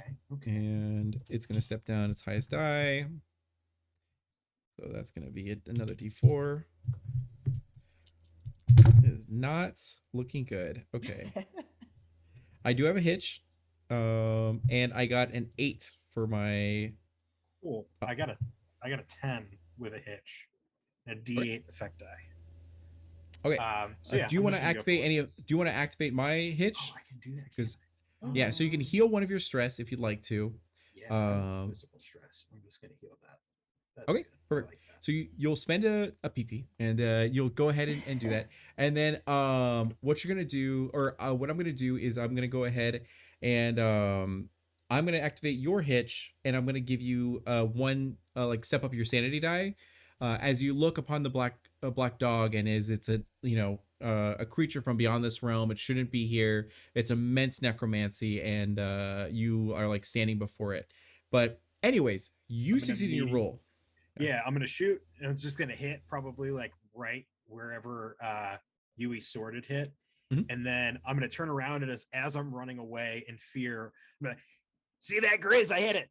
I hit it. I did it. You could do it too. And I'm gonna use my victory rush as I'm rushing away to give Grizz a D6 asset on their next roll. Can I add to the insanity? And if I see him freak out at the sight of the dog, I'm going to use Cosmic Guard, which would decrease his incoming stress die by 1. By what? Perfect. Yeah, absolutely. So you see him like stare, and his eyes go wide and start to dilate, and then you just like begin to use your magic to be able to stop him from freaking out, and it works as Like, you run away. you I step. stop. I'm just like, I feel fine, that guys. Feel good. I'm back in the fight. almost freaked out, but didn't. Just peed myself a little bit. You And then, got this. Yeah. I wore the yellow believe in pants. you. perfect. And then you shot an arrow right to the Correct. So armor is reduced by 1 size. perfect. That will actually be enough to slay this creature. As you guys like whooped it, you won every single one of your rolls and got multiple heroic successes. I'll So- save my action. It's fine. Yeah. So you like essentially go in here, and then you just like you open the gates and just like beat the shit out of this like. I like to believe that it was like They've been anime struggling style. for weeks, and we're just like, Just We're all, Exactly. Yui we're all goes screaming at the in, top of our lungs. spells casting, slicing, dicing, arrow shot, and it was Yep. just like that slow motion anime, just crazy. Even your foxes are like on his thighs and like, like so yes, as all of the magical items and magic spells and all that kind of stuff like crash into this actual creature, you see it begin to dissipate as it gives one last howl, and then you see it just like melt into the actual ground. And this was a bit of narrative that I forgot to mention, but you slightly see spirits sort of around that are like low key, sort of walking around, which is the effects of the material and spiritual plane merging. But now it goes back to normal as as everything seems to be fine, and you hear the sounds of the townspeople begin to cheer and roar your guys' names and everything, and they don't even know your names. They're just Emerald Templars and everything, as they like rush in and then make sure everything's good. And even the Sultan's like, oh my god, thank you so much for everything you've done. And then because we're over time, I'll simply say that you guys do test the theory of like, if we kill a black dog, will everything be fine? And sure enough, you walk out to the desert, and you see some mindless undead that have already been unveiled and are kind of wandering around, but no Haboob has like spawned at all. So everything seems to be more calm as the city of Atsu returns its like trade routes, is able to get the supplies they need, and Sultan Azim pays all of you guys handsomely $500 or $500 as a group, and then so you can just distribute that amongst yourselves, and gives the Emerald Templars the funding they need to get them better supplies, probably magical weapons and like all this sort of stuff to be able to help them out. And you guys have succeeded in this actual mission, some of your first mission. Yeah. And so good job, guys. You did amazing. Yui will eat the heart of the black dog. Just wanted to make sure that's known. You like, Jeez. yeah. Yeah. Perfect. And And then seal the Reina mouth back up. almost throws up in her mouth. Blah! Yeah, there you go. Grizz is doing like the cat thing of just like Yeah, the whole of the Like, off Kitsune in the community corner. in the city, as well as the Houndfolk community, both like are disgusted by these actions. And They're like, so, what is? yep, there are heroes, and then like, so yeah. Thank you guys again for playing this. I really like appreciate you guys. Yeah, so that was like the play test of it. There's a lot of things that I need to tweak. You know, especially from this sort of session, I was like, oh damn, they're like really overpowered with this. And like there's some game breaking things in there. So yeah, so I like definitely had to tweak some stuff, but it was very enlightening, and I had a lot of fun and everything. So I hope you guys did as well. Yes. And yeah, so we're gonna go ahead and go around the room so you guys can give us your pitch about where to find you guys, what you guys are up to next, and all that kind of stuff. And I am going to yes, and I'm going to do the giveaway right now. So we'll start off with Taryn. Tell us about Umbral Oculus and like what you're all about and everything. Hi, Taryn Hackett, also known as Val Rook, and I am a generally creative human TTRPG performer, GM, and the creative behind Umbral Oculus dice. I make custom hand-poured, hand-polished resin dice. Hey, cool. Congratulations, Casual. Yeah, we needed some more dice. There you go. Yep. Oh, you snap. won the giveaway. Yeah. I won something. Yeah. Yeah. Mm-hmm. You, and just like you've won our hearts. You won your honor. Yeah. But yeah, You won no, the dog heart. you did. But yeah, so I do all of the hand polishing, hand pouring, all of the things for these dice. If you would like to check out my current stock, because I do have a bunch of dice still available, you can go to kofi.com/UO_dice. You can follow me on Instagram. I have a link tree there that has a link to like merch and everything else where I post all of my updates, including shop updates. As a creative, you can follow me at Val Rook, and that's just kind of everything I do. Mostly the streaming and stuff, and I have some fun collaboration things, both dice wise and not, coming through the tunnel, and I highly suggest you follow for those really cool things that are happening. Tomorrow at 6 p.m. 6 p.m. Pacific is Far Realms, our Cult Divinity Lost homebrew campaign, right? Is it 6? 4. 4. No, sorry. 4. Okay. 4 p.m. Pacific, 6 p.m. Are you cheating on that with Central? another group? Oh, okay. Right. I'm like, Central, as in the time that really matters, because of all the translating I have to do between East Eastern. and West. 70 I am in the Eastern's middle. better. there's a reason Eastern's it's called better. East and West and not East, West, and Middle. Whatever. I hate my state. It's fine. But tomorrow, 4 p.m. Far Pacific. Realms Cult Divinity Lost homebrew campaign, where I get to scare the pants off of everybody and completely mindfuck casual, so that's a lot of fun. Monday we have Vault, our Fallout TTRPG over in the initiative order as well. You can definitely catch us there doing those things. And then Tuesday, Ecrium, I'm just saying, I get to play my adorable fucking moth person Hexblood Druid. Go do the thing. Go buy dice and come watch me play things with cosplays. Yes, that's amazing. Speaking of cosplay, let's hear from our cosplay senpai, Utahime. Hi guys, I'm Brianna, but many of you know me as Utahime, cosplayer, streamer, and TTRPG obsessed performer. You can catch me on the social medias under Utahime Cosplay at Facebook, Instagram, here on Twitch, and Brianna DeCoster on Twitter. And again, as you probably already heard, we got Vault on Monday evening at 6:30 p.m. Pacific time on the initiative order, and the premiere of our group coming together for Ecrium Expeditions, DM'd by the amazing DM_screening on his channel. So definitely check it out. You don't want to miss it. And it basically has almost everybody here in it. So, you know, what's not to love about it? Yeah, that's pretty much it. There's going to be some more updates and things going on soon. So definitely stay tuned. Yeah. And then going over to the amazing Casual Campbell. Oh, hey, what can I say? It's Jay Casual. You can find me on all social media at Just Too Casual and on Casual Creativity at Twitch. And you can also find my content, compatible Deep Breath 5e anime experience, retro futuristic high fantasy setting, on Twitter and Instagram at Deep Breath RPG, because now there's a social media for that to promote all that stuff going on. As heard, you can see me on the Far Realms. That's on Sunday. Vault on Monday, and on Tuesday, you can find me over on Gilding Light at 5 p.m. Pacific for She is the Ancient, the gender bent Curse of Strahd, which has officially made it to Electrum over on DM's Guild. So thank you to everyone who supported it. Trust and believe it's not just changing the gender, it's changing the narrative for everything about sexism, racism, ableism, and so many more elements that were problematic to emphasize the change. I don't know much more else of what's going on with me besides more and more deep breath things. So like, that's it for now. So stay tuned for things casual. Nice.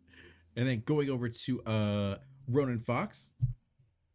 Hey, what's up? I'm Ronan Fox. You can find me at Ronan Fox. It's FAWKS on all the social, well, not all of them, Twitter and Instagram primarily, and on Twitch.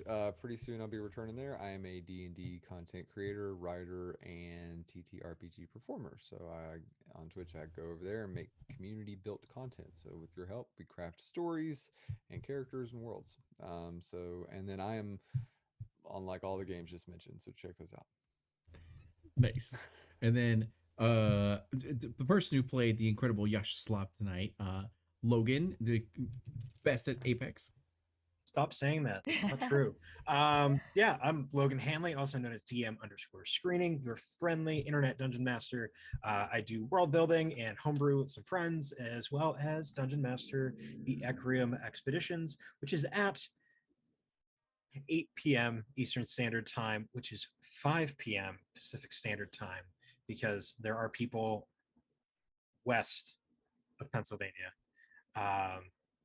Yeah, come watch, come hang out. Ronan's playing a human, so come poke fun and make fun of him. He looks like Always. Jared Leto. Yeah, he looks like Jared Leto. He's also playing a human on Far Realms, so like if there's any more reason for you to watch, yeah. But yeah, catch me on all the social, well, Twitter, Instagram, Twitch, DM_screening. That's about it. Come hang out. Right on. Well, thank you guys again for joining us for this play test. Hope to have more in the future that you guys can see. Emerald Templars is created by me, D'Angelo Murillo. You can find me on my social media at @_D'Angelo. And if you need anything else, definitely check out there. We have a Discord as well. I want to thank one more time our amazing cast for participating in this play test and all the shenanigans that came with it. It was good. Yeah. So we'll see you guys all later, and we hope you have a wonderful night and a great weekend. And bye.